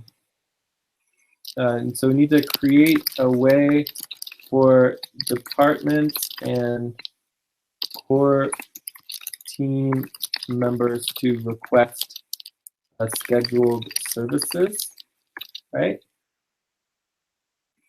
And then we need to figure out a way to schedule, and Ramada team members to be available at this time. So for meeting documentation, recording, I mean, anyone can pretty much do this. Like anyone, all you'd have to do is sign on to the meeting and click the record button. And then make sure the recording is uploaded and linked, right? So that's pretty easy, right? So learn how to record and record the audio for a meeting, where to upload. Jay, the Excel online file system doc, the system process doc, should I link it to the Andromeda super team? Yeah, it goes right onto our Exa systems and process docs. Okay. Yeah. So every responsibility we're taking on is going to have its own document that's going to define how our processes to support Exa. Right? So, and the same as with the meeting session support. I mean, we're going to have another doc for this. So, so note taking and meeting documentation. I mean, I think anyone should be able to do this. Note taking, I think we talked about. So let's see, secretary of documentation. I think Nelly, Jorge, Isaac. I think the three of us are pretty good meeting support. Jorge, Nelly, Isaac. Perfect. And me. All right. So I think all four of us. If you want, you can put me into. So you feel comfortable like taking live meeting notes during a meeting? No, but other documentation, yes. Yeah, the simple recording. Yeah. So I put anyone here. So yeah. This would include, okay. This would include Anaclara. All right. Cool. No problem. So agenda creation might be a subset of facilitation. So I don't know if anyone knows how to make agendas, but that might just be me. Other session support. It's like Google Calendar and all that stuff. Agenda creation? Yes. Agenda creation is like what we're doing here, taking all the priorities and knowing what to talk about when. So what is the priority to talk about? What do you talk about? What should be talked about first, and what is the order of talking about them, and how you structure the meeting and facilitate it? Okay. It's pretty high level stuff. Everybody will be learning that in due time if you work with me. We force everyone to become a facilitator because it's a very important skill. All right, so yeah, I think that eventually we're going to master that, but not now. Yes, right now it's because we're in the sprint that we're kind of just focusing on this stuff. But remember, the next steps we always have on our next steps here when we have time to slip in a little bit of new next steps. We're always trying to slip in facilitation training, but we never get to it. All right, so The other one is live, open collaboration sessions. So this would be like a session with a leader of a team or coordinator / point person, right?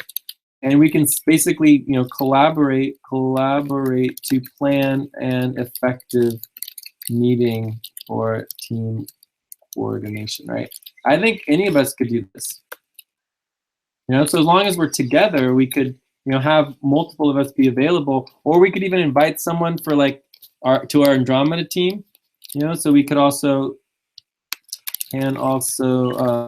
invite people to our Andromeda team for collaboration. And I think this also comes in where we're talking about this one, or scheduling our EXA FQN meeting.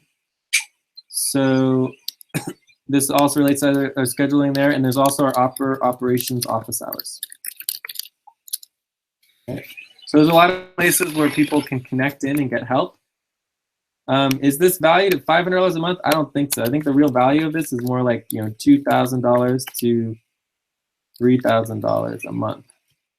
These kinds of services, but they're super important. All right, so let's move on to. Are there any questions about the meeting session support services? I'm just checking. No, not for me. Okay, cool. And so we're also going to want to create a document. So this is another task.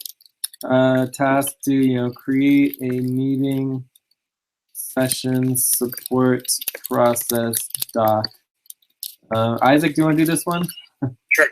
Yeah, so just create that one. We want to keep all this stuff indexed so that it's easily accessible in the future. And it's going to go in the same place under our systems and processes.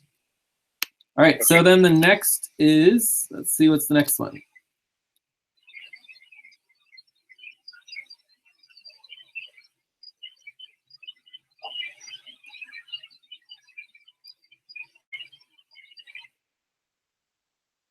I lost it all. We have 10 minutes to wrap up.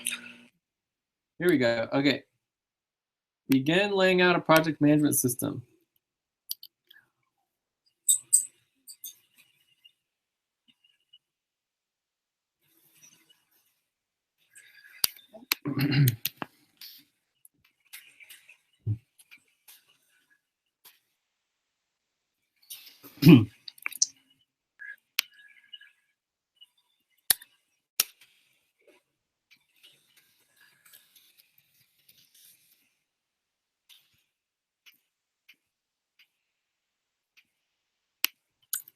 Cool. Guys, we should start thinking about checking out, like in 10 minutes now. Yeah, okay, so me and Isaac are gonna continue this because this is like super duper important to get done for the client. So the goal for right now that me and Isaac wanna do is like, we went through the first two. We have the project management system. So we wanna begin laying out the project management system outline. This shouldn't take longer than like, I don't know, 5 minutes. Okay. And then from there, we want to begin the process of building an automated pre-onboard or an intake system using forms. It take 5 to 10 minutes. Accounting, get access to the rest of the accounting walls. So this is, interesting. There's the house network and the scheduling of the meeting, executive board prep. I think this is fine. So in terms of wrapping up, so this shouldn't take very long. So there's a little bit of finance and accounting that we're going to want to think about here briefly. But I have a finance meeting today at 5 p.m. America's time. So hopefully this goes really well today, and I get access to all the accounts, and we're able to move forward with all the accounting and financing. So really we just have, so Isaac, we could probably do like 30 minutes or less and finish up with this. Sure. I think for next steps for wrap up, if we start wrapping up here. So, oh my God, where is it? It's so hard. There we go. Wrap up.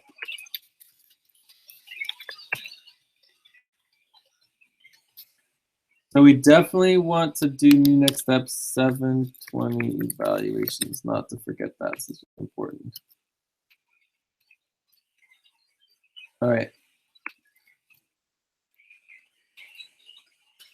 Check out. So I mean, for our schedule, we're perfectly fine, right? I mean, I can't think of anything for our schedule.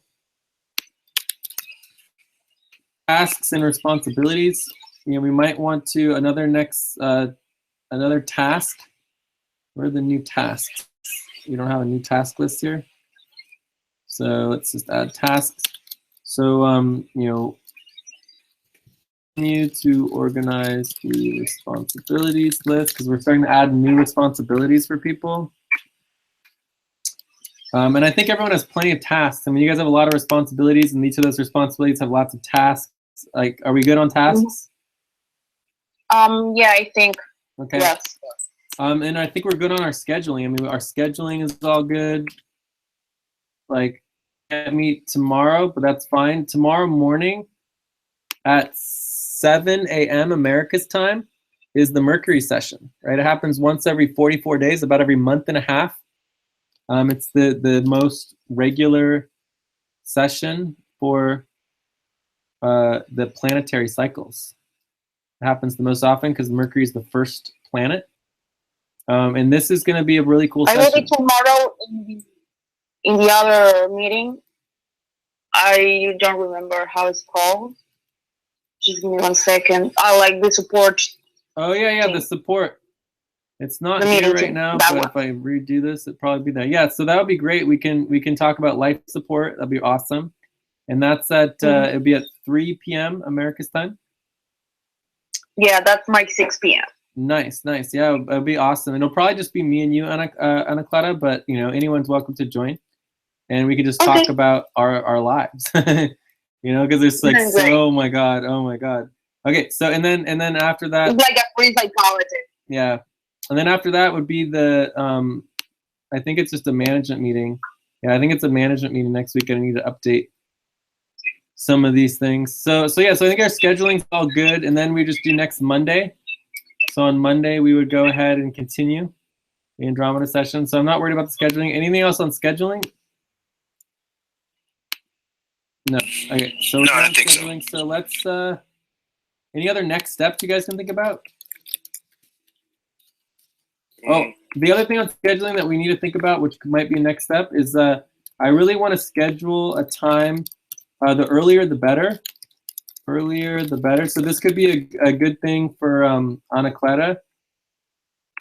And this would be like, maybe it will be linked in with our internal operations office hours, which are on Tuesday mornings.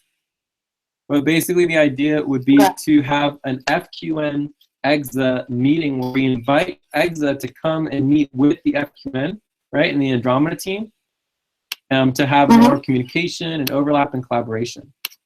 So that's a meeting we want to schedule. I can be there, definitely. Yeah, so maybe not next week, but the week after. Maybe we do two, maybe schedule. Whenever you feel like it's fine, you just add me to the meeting. Okay, well, we want to make sure we schedule it. That's what we got to do. So maybe we do one at the end to present our report.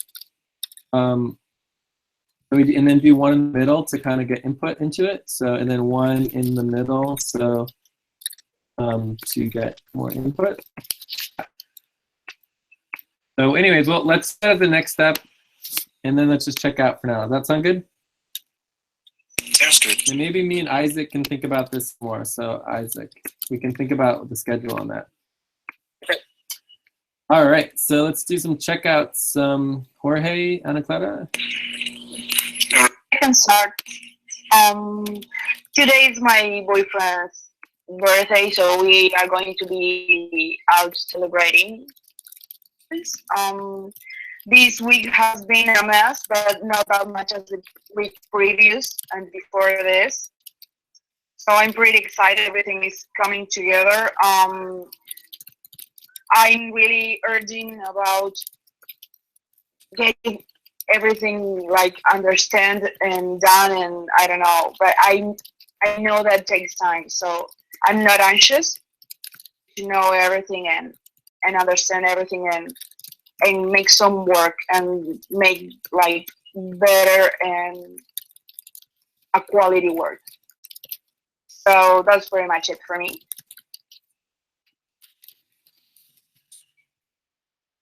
Jorge? correct for me. As I told you, right now I am glad with the outcomes of the meeting because we are working with everything we need to set everything in place. Today, I guess I'm gonna check the new season for Sense 8 after I got home. Oh, it already started. That's right.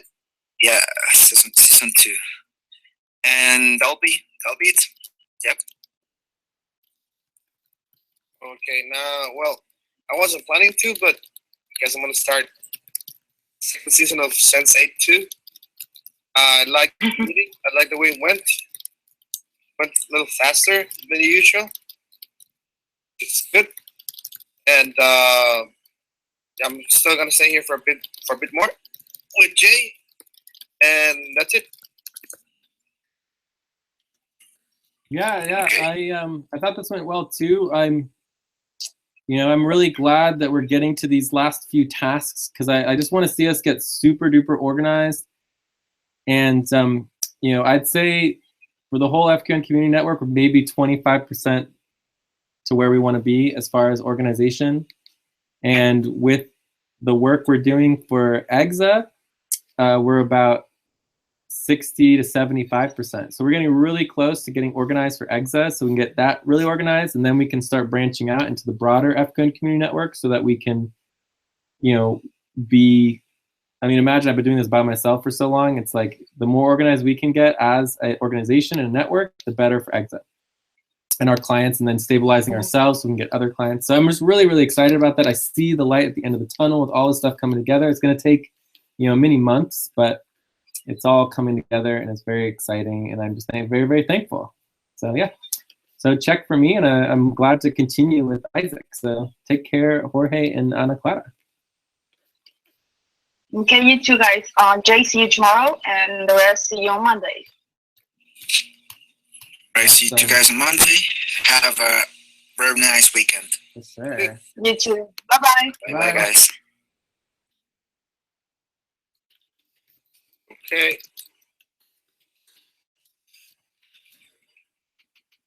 Nice. All right, Isaac. So let's go ahead and do a little indexing ourselves here. Not sure exactly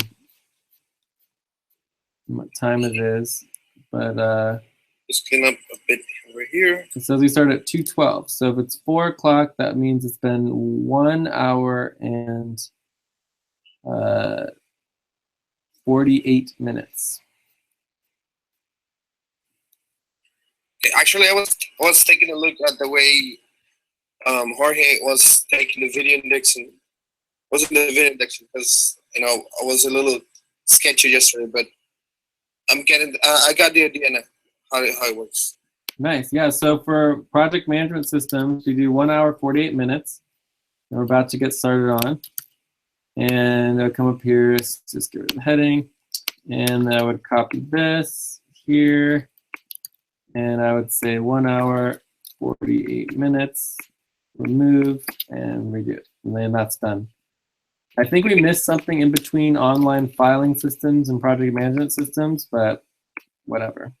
It's all part of reviewing EXA responsibilities, which started at minute 27. And this is actually missing an M. And all this will need to be double checked and triple checked and quadruple checked. So once we get this into the master list, and you want to link the master video indexing list here, then it'll need to be reviewed, and every link will need to be checked to make sure it works. It's a lot. So are you ready to go to the project management systems? Yeah.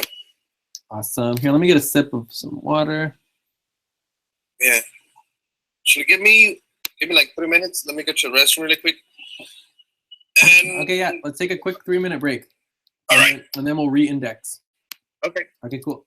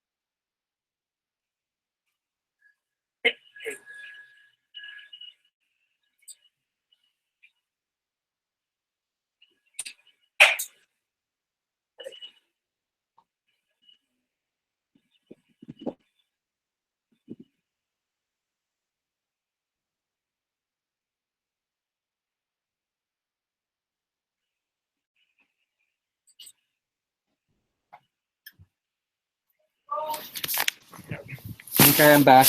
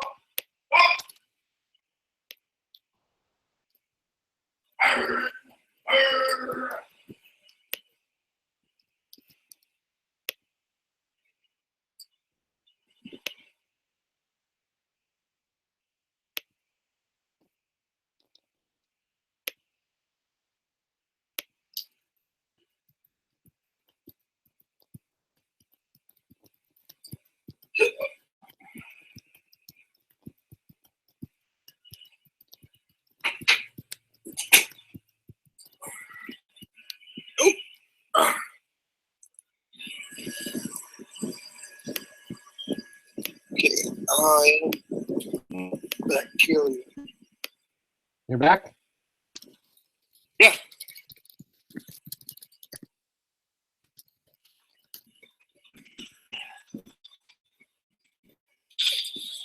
So I'm just fixing some of the documentation for the January value tracking. For whatever reason, all the January value tracking and all this value tracking stuff was in the project management system doc. And what's supposed to be in the project management systems doc is not here. We will just figure that out.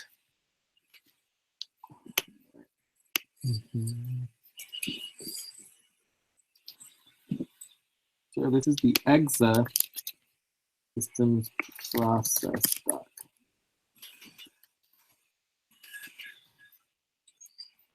All right, and here it's just going to be the process management systems process doc.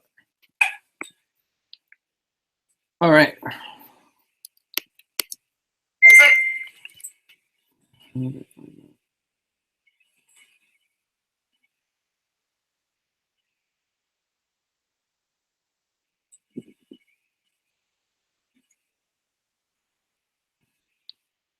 Are you back? Sorry. Water to this little baby.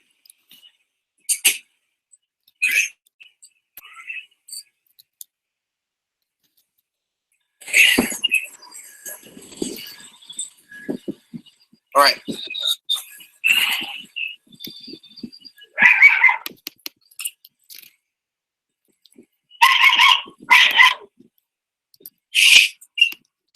Right, so let's go ahead and index the time again. Hold on. Mhm.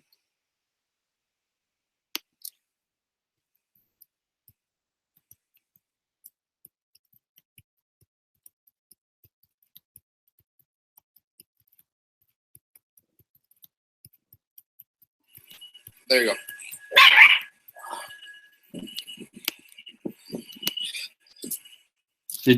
Did we re-index the time yet? Or are you back, or No, I'm here. are you re-indexing the time? Sorry, man. Again, can you repeat that? So we're gonna do for the project management systems, we're gonna redo the index. All right. Yeah. Video indexing, right?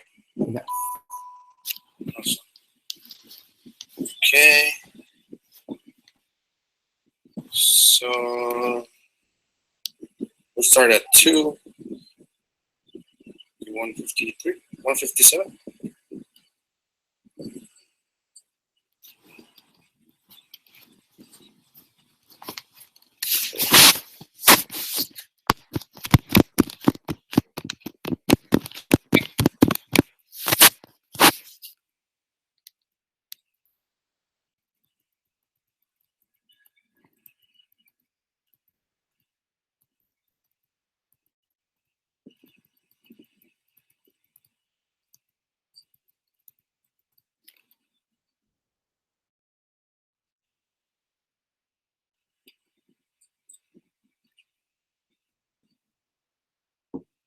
All right, so we're ready? Hold on. Okay. Yeah.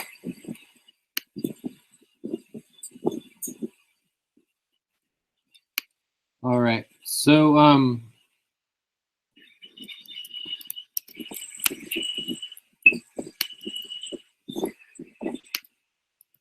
so would you say it's 157 for the index? Great. Okay, so all right. The first thing to understand about project management systems, and I feel like I went through some of this already, but it's just not here per se. Oh, I guess some of it's here. Copy. And we need everyone on this a little bit.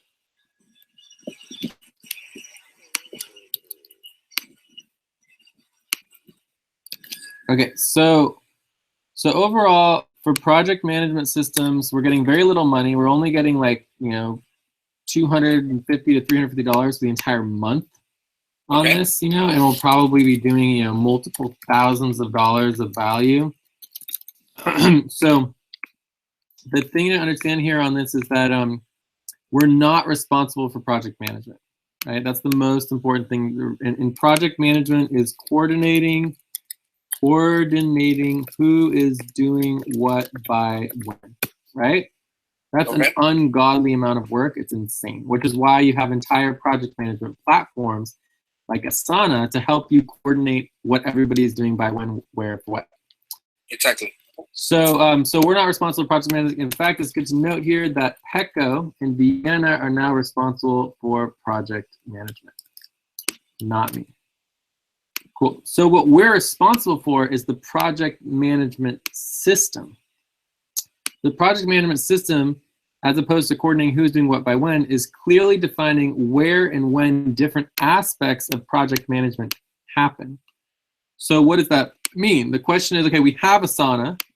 That's great, we have Asana, but what the hell happens on Asana? Asana can be extremely confusing. There can be many different, different attachments and plugins and connections in Asana. It's like, okay, what actually is happening on Asana?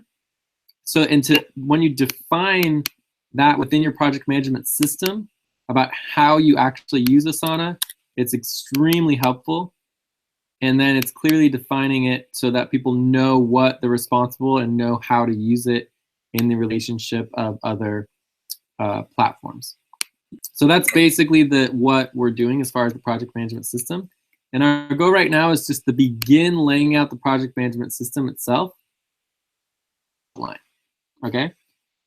So one thing to note, so let's take a couple notes, is we've already delivered on setting up the departments within Asana.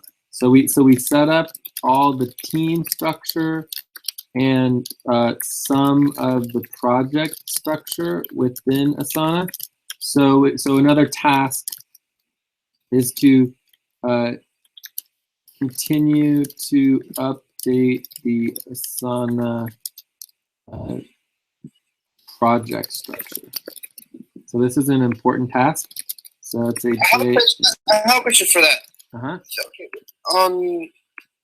Regarding the task, we're just supposed to check what everyone's doing, right? We're not gonna delegate any type of work. We're just gonna check whatever is there already. We're gonna tell them how to use it. No, that's it. It's just that. We're just telling them how to use it. So right now, Asana it's like very little to nothing is in it, right? Mm-hmm. So we need to define the project so people know where to put the tasks. Okay. So the easiest way to think about the project is that every single, existing project, like let's look at the, see if I can pull this up quickly. Here we go. So if I open Exa folder and I pull open the Exa main doc here.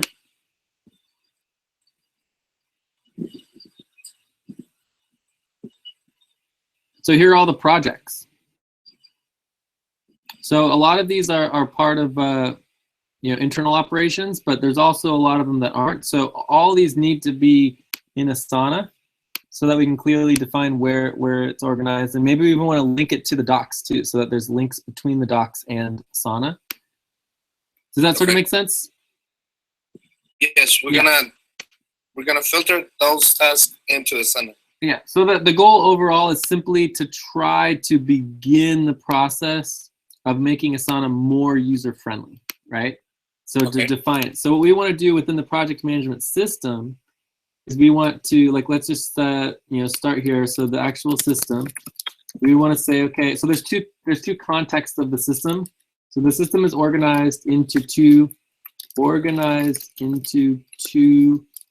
parts, right?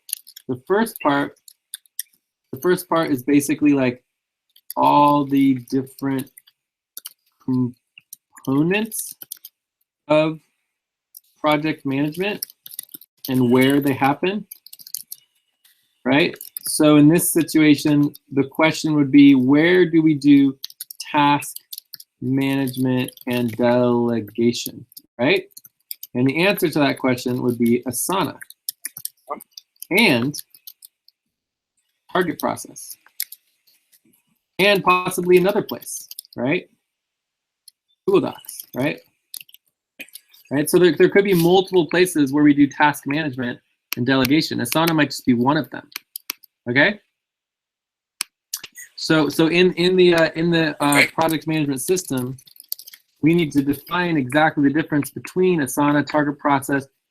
There might even be GitHub, right? GitHub might even be involved in delegation of tasks. So there could literally be 3 or 4 components of our project management system involved in just simply task management and delegation. So do you see why the project management system is way more important than the platform of Asana? Yeah. Yeah, because it actually defines the functionality, as opposed to Asana can just be crazy and confusing. Yeah. So then the second component is instead of the different components, so this is the component, is task management, right? Tasks. Tasks are a component. And the second part is organized by platform. So this would be Asana. Right? So we would list all the platforms: Asana, target process, Google, GitHub, Trello, right? And then under Google, it could be calendars, docs, spreadsheets, right? Forms, ... right? I think Google has an option to Slack. What? We could probably switch from. Well, never mind. Let me just finish up understanding the way it works. But there's an option in Google. You can set up tasks on the emails, things that you have to do, like Trello, for example. Mm-hmm. But never mind. Sorry, I was thinking out loud. Yeah, that's great. Yeah, and in the end, it doesn't matter what's possible, right? Because let's take Asana, for example. Asana has 100 different modules, right? Mm-hmm. Especially if you're paying for it, maybe there's even more, right? So it doesn't matter what you can do.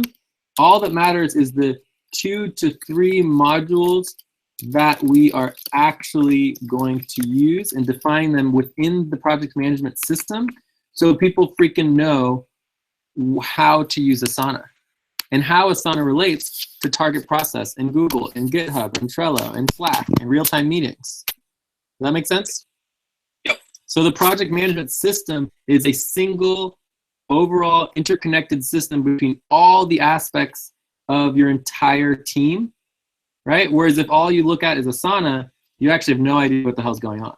And it will help with your tasks, but it won't actually manage your actual project itself, because your project is way more than just Asana at any given time, right? Unless you put literally everything into Asana, but we're not even close to that. I mean, you barely use Asana at all. So like the calendar, our scheduling and calendars is never going to be in Asana. It's just never going to happen. But you technically could use Asana for your calendar. So if you think about the different components, you have scheduling and calendars. Right? There's an option to sync the Asana task directly to the Google Calendar. We can actually sync it at the moment. So say again, you can sync what? Google Calendars and Asana? Yeah, we can sync the task into the calendar. Oh, so it goes from Asana to the calendar Yes. for the tasks. So Yeah, automatically. add Of course, we have to. tasks from Asana to calendars. Okay. So we might want to consider, like, you know, payment on this as well. Payment and costs. It's right now I can't add you because we're not paying for it, but I think we do need to start paying for it and adding everybody to Asana who should be there. Okay, so in many ways we might be making like little mini plans. There might be a mini plan for each platform, and there's also responsibilities within each platform. And so you want to say who's responsible for making Asana work, right? Who's responsible for making sure target process works? Who's responsible for, you know, the calendar updating and all that stuff, right? That's what I meant when we were talking about the master ledger document. Uh-huh. Never mind. Okay.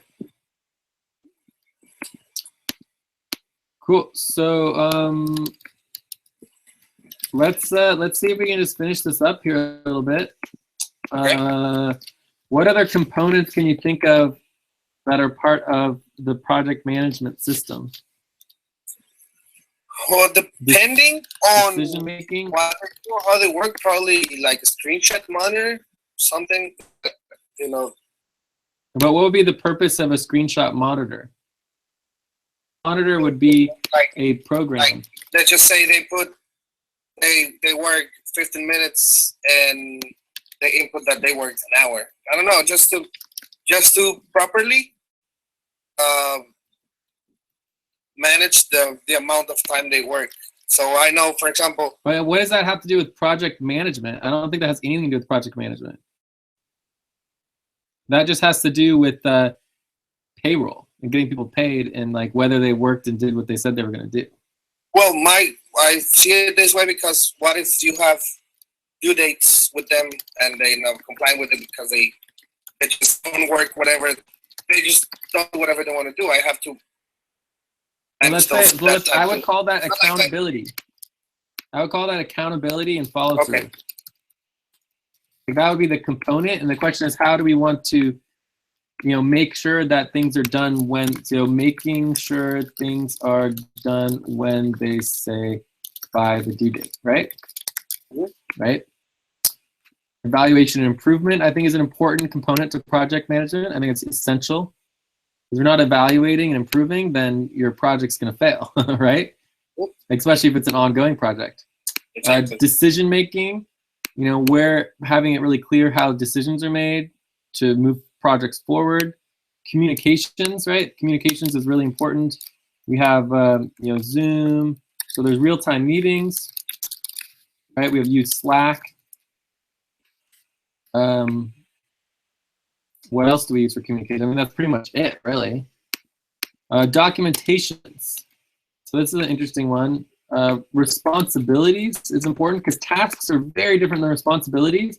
And responsibilities really doesn't happen in Asana. It really doesn't define the responsibilities for each person. It's not very clear, you know? Okay. So I would say for responsibilities, this happens in a Google Doc.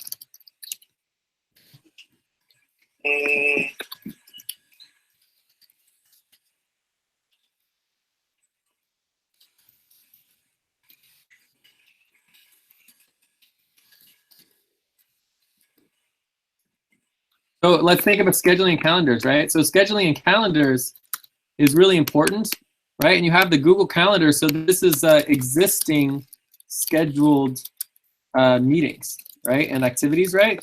But what about anything and everything that isn't scheduled? Where does that go? How do you even know if a meeting needs to be scheduled? Where do you go to look? Okay, these are all the meetings that need to be scheduled, but aren't scheduled, right? You're never going to have that in Google Calendars because there's not a place for it. So you might need a Google Doc to actually define what needs to be added to the calendar, but we don't have a date for it yet. Right? So we can set up a spreadsheet with all the date, with all the things that we have to set up for the meeting, and then mark them as complete once they are properly, scheduled. Spreadsheets, like anytime we use a spreadsheet, we're going to lose half of the people, right? So like I would just assume that half of the people don't use spreadsheets. They don't want to use spreadsheets. They don't know. It's just confusing, you know? So I would always go with the doc, but if you could only do it on a spreadsheet, then we could consider a spreadsheet as well. Okay, I think it's much more efficient. It's easier to work with, but we can do the Google Doc. Yeah, we'll look at the pros and cons. So can consider. This is something that you are already aware of. Like most of people don't work with spreadsheets, so we can actually try to introduce a spreadsheet later on. To improve the way the system works. But for now, we can leave the doc. Yeah. Cool. So documentations. Obviously, we're using Slack for documentations. We're using the online filing system. So this is we're using Google Docs, Dropbox, main docs. We have Dropbox. Do you use OneDrive? No. So decision making, not totally sure on that. So a couple of things that we want to consider here is so the end goal. So end goal. Is the end goal just for the Equinaut partnership and the ICO/ITL? Is the end goal just for the EXAMO? Is it for the entire EXA network, right? So what is project management actually defined as? What is the focal point of our project management system? So we don't define the container of the project. Like, what is the project management system for, right? Is it for a single organization? Is it for the entire MO? We're gonna create a whole process. The whole network. It's for everyone, right? Everybody of what?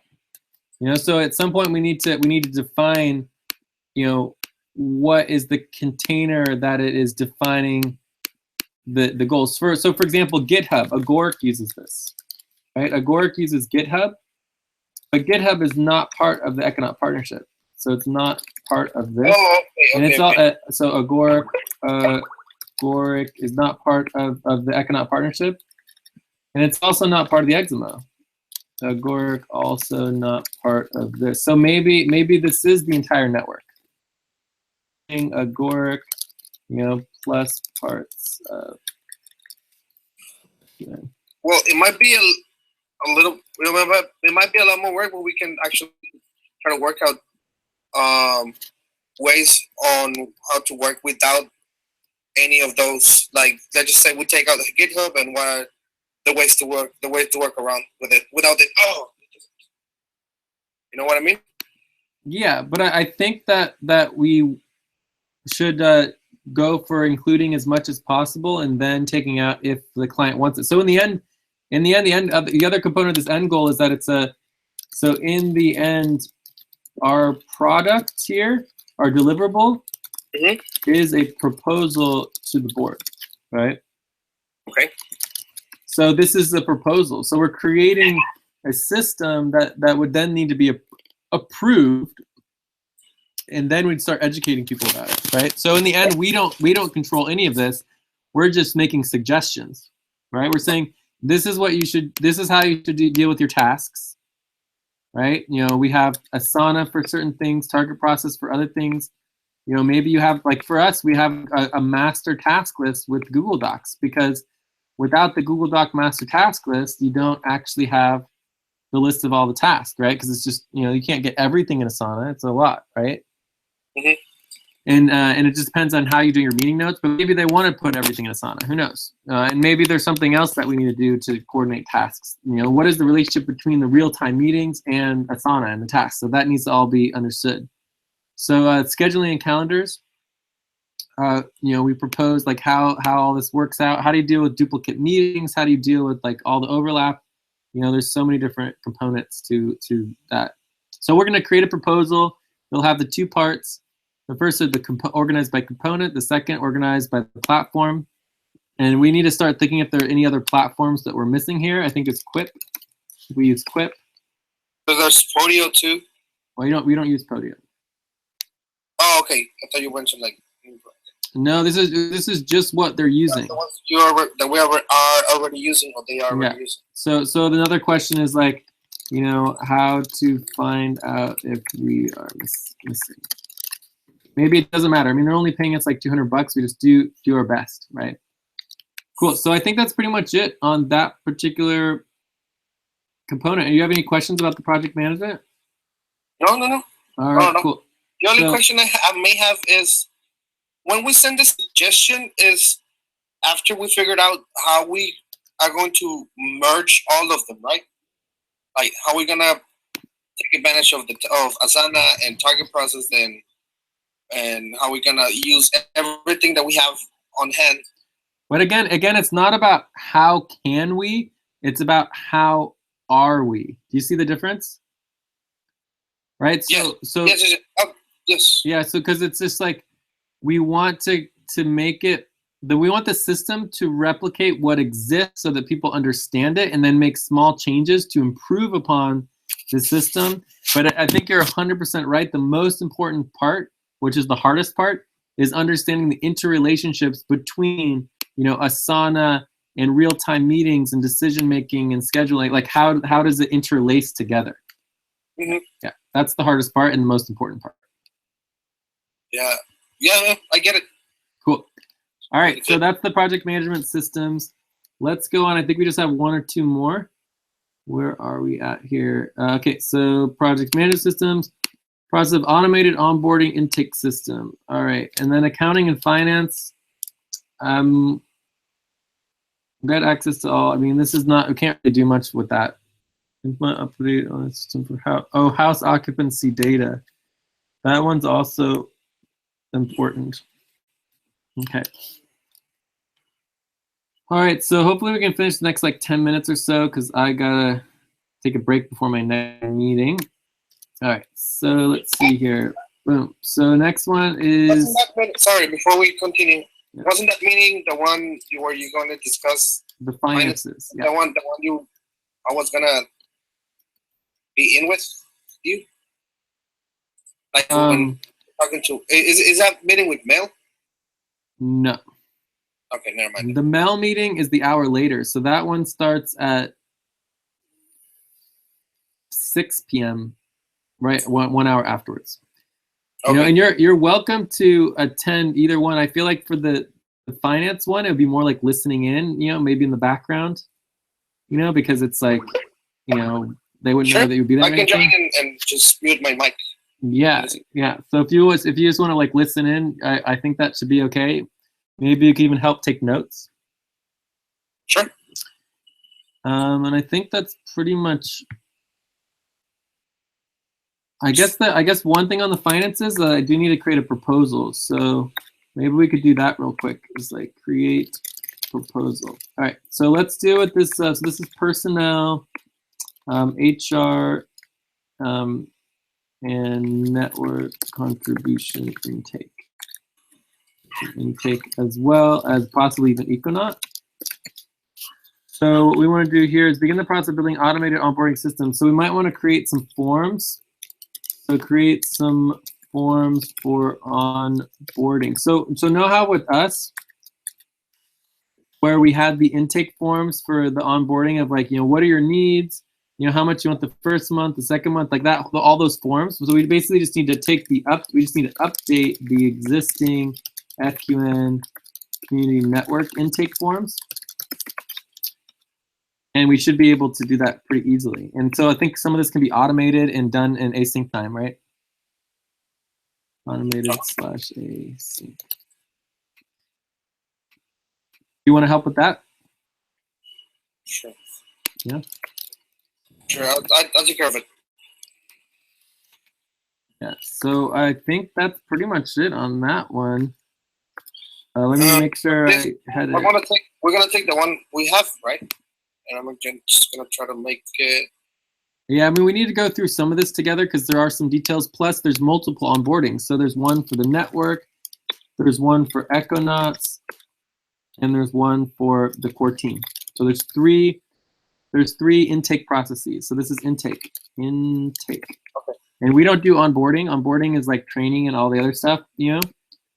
We just, once they're onboarded, we intake them, find out how much money they need, find out how much money they're going to give us, and find out how much tokens they need and what contributions they're doing and how we can value it. So that's, I think that's pretty much it. Well, all I need to do real quickly is if I go to, let's see, I want to go to Andromeda, open up Americas, pull to the projects, and this would be personnel support. And so this would be the personnel intake questionnaire. This would be the editable link. And I'm just going to go ahead and make a copy of this. Can you send me the link, please? Yeah, well, I'm actually going to invite you. So I'm going to invite you to collaborate. Add collaborators. We want to add Isaac. Done. Cool. So now this is ready to go. So now let's go back to here. So that's this one. And for this one, I would actually just go ahead and directly link the personnel doc.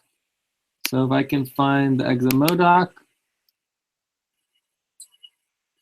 And Nelly would also be helping with this somewhat too, because she wants to help with the HR and personnel. So I'm just going to directly link the EXA HR personnel doc here, because I don't think we need our own systems doc, because there's not really a system that we're creating. We're just creating these, making it more streamlined. So where's our notes for now? So here's that. So if we can copy and paste this into that doc, that would be excellent. All right, so now we are doing the finance and accounting. So I had this proposal going. So finish proposal. Let me see if I can find it. You know, one of the things that amazes me the most about you is that you actually have, you know, the whole roots of the whole of where all the documents are, or if not, you have the at least the idea and you find them right away. Yes, And there's it's like a whole bunch of documents. That's almost that's digno respect. It's like respect. yeah, I mean, and that's the online filing system, you know, somewhat exists in my head, but not really. I mean, it's all basically the main doc. You know, you click on this Mo doc, you need something within, you know, the economic partnership, you click here. You need something within, you know, the communications department, you click here. You need something within HR, payroll, legal, documentations. I mean, it's all there, you know? So anybody should technically be able to find anything that they need without talking to me. Okay. So let me see if I can find this. I just was working on this proposal.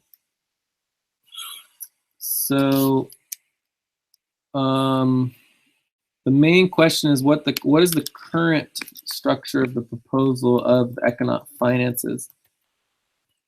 And this actually also goes to another really important thing in documentations. So let's go back to documentations.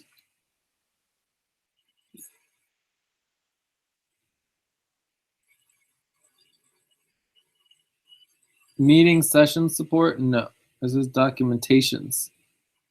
Secretary and documentations work. So add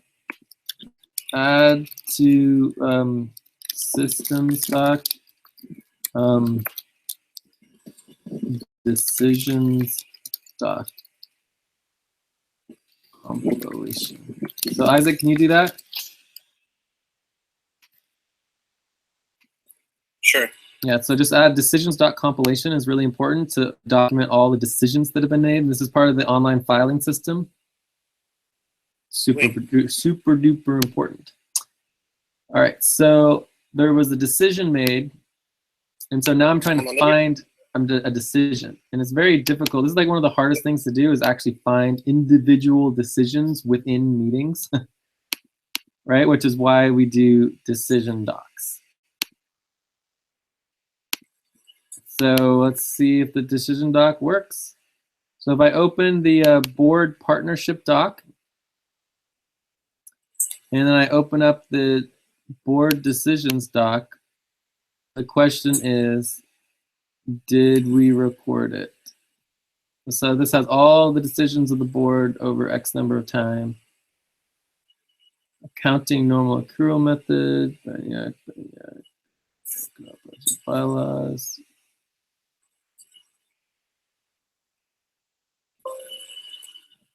No.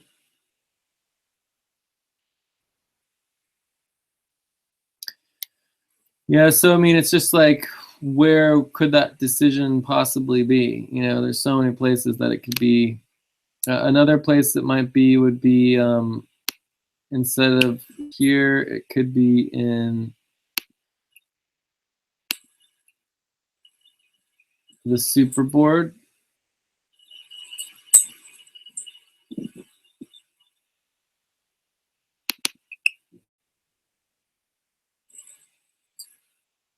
So I go into the super board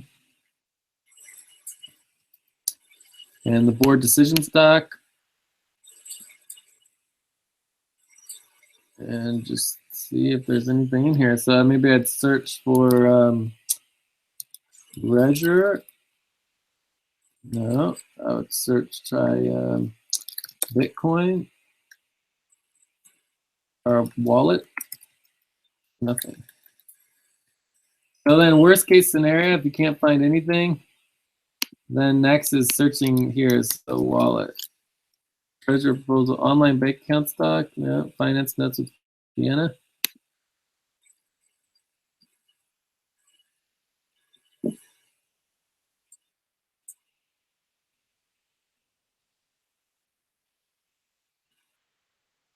No.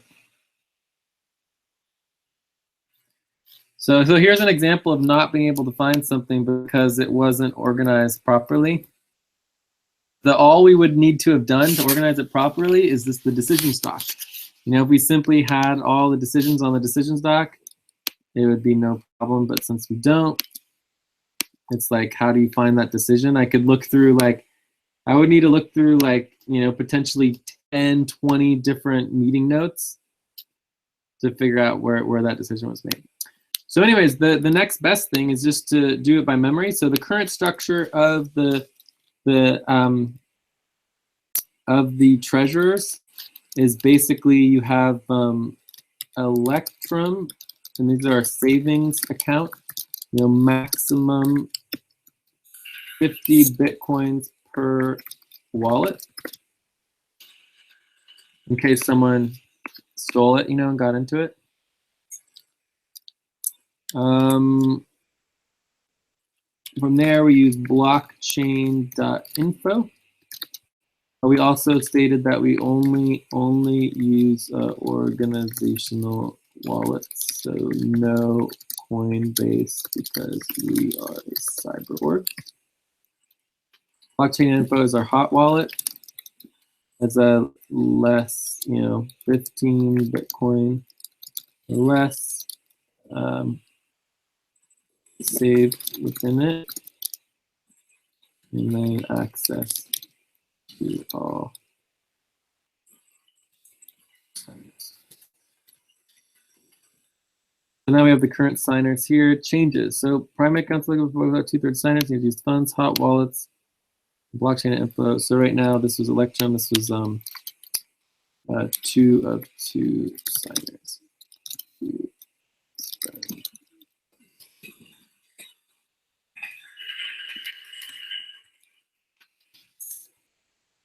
All right, so I think this is pretty good as far as the proposal goes. One shared hot wallet, except all centers can also create individual hot wallets, only accessible to individuals by each center separately. Ethereum, the solution.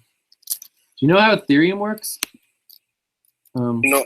Online Ethereum wallet options. Asking me? Yeah. We use coins. I have an idea. It's more about video processing. As far as I know, you know that Bitcoin is value over bank transactions. You know, purchase, payments, and all that stuff. Mm-hmm. The Ethereum, as far as I understand, it works as they like pay you to use your video card for video processing. Okay, but I'm talking about Ether. You know, like Ether wallet for like the cyber currency. Yeah. So do you know a website that would have like an online Ether wallet?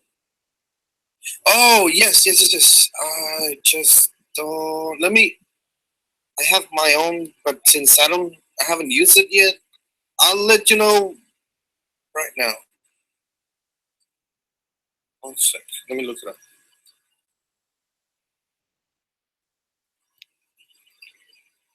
The one I trust. As far as I know, you can only access Ether wallets via a client. Like you have to download the actual client. I don't think there's an online version. Yeah, there are online versions of it. You think so? Yeah, I have my own wallet, but I can't remember what it was named. Yeah, well, we're most likely going to have to do a downloaded one to get full access so that we don't have to like do any like, you know, verification or IDs and all that kind of jazzy jazz. All right, so I think the proposal is done.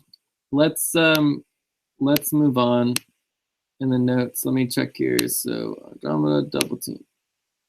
I think it was J Wallet.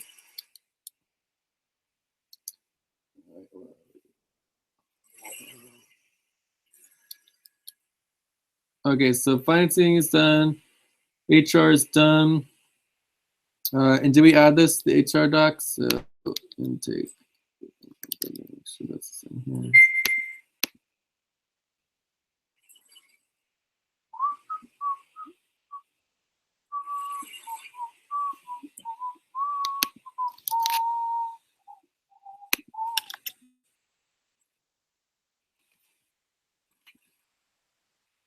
Finance and accounting done. So this is done.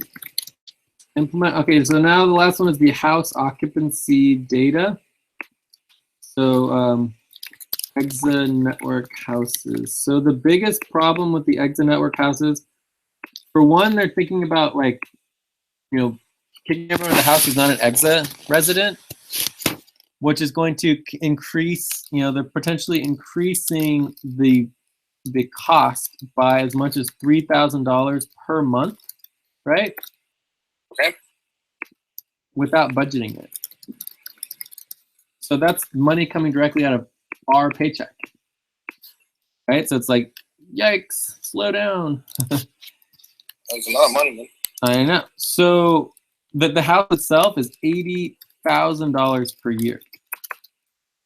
It's insane. I mean, I don't know what like we're dealing with major problems within EXA where there's people involved who just think that you can spend money as like it's nothing, you know. And that's how we got in this Greenstone contract. We're spending $100,000 on like a branding agency. I mean, it's just like insane, and we don't even have that. It's like a third of our money. You know, it's like, oh my god.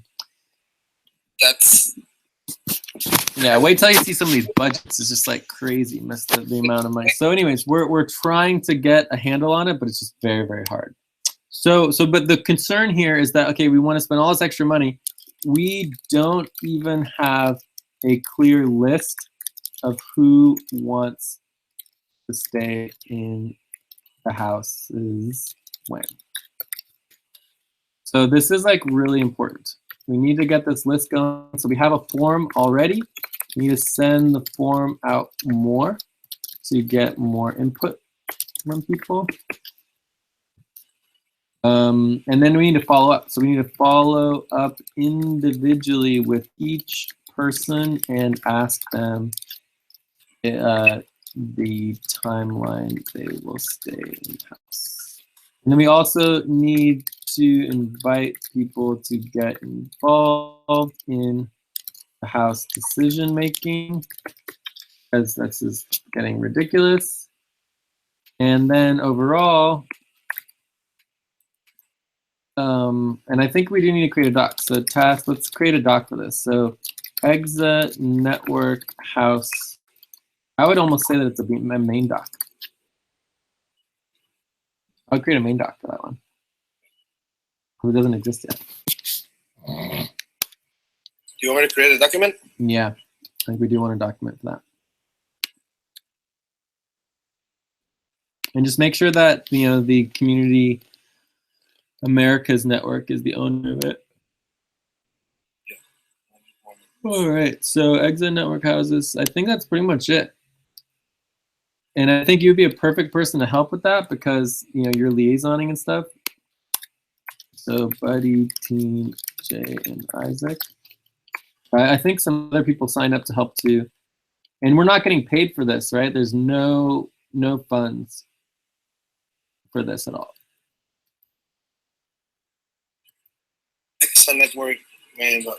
Am I supposed to link this to the main doc too? No, just link it. Oh yeah, you're gonna link it to our Andromeda doc. Okay. Yeah. And we might also want to create a systems / process doc as well. Yeah, we probably should. So let's create a main doc and also do a systems doc, and so link the house main doc within the systems doc. And then we're gonna eventually create a spreadsheet like we talked about before, which will be by week into the future for each. Sorry, this document will go under the same. This is actually going to go into the network. I'm going to add this to the network right now. But create another one for the system. I mean, it's going to be under Exa system and process docs, right? Yeah, but not that doc. The new doc they're making, the systems doc, and then we're going to link the actual network into the system. Sorry, I got lost.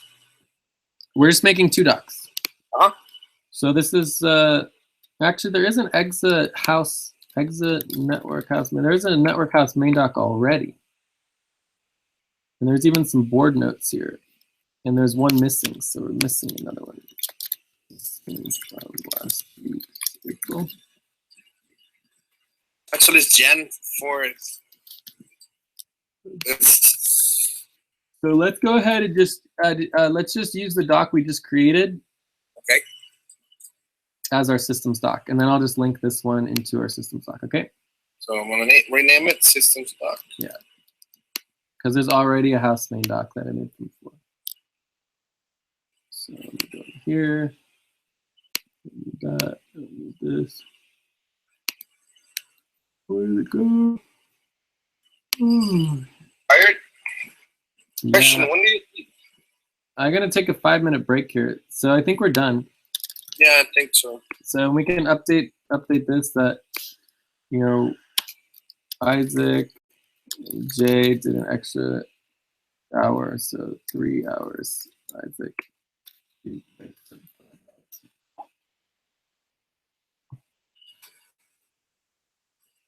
Cool. Oh. All right, then. This is really good work. So just make sure you copy and paste all this stuff we just went over. All of this stuff into the process doc. Yep. Yeah. And this is going to be this process doc, right? So process doc. It's a network house system process. Cool. So this one goes in the drama team.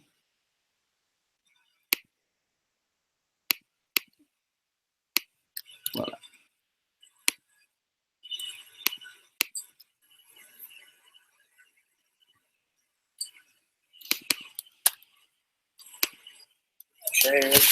All right, man. I'm gonna take a break. If you That's want okay. to, Let me know chill when you get into the meeting.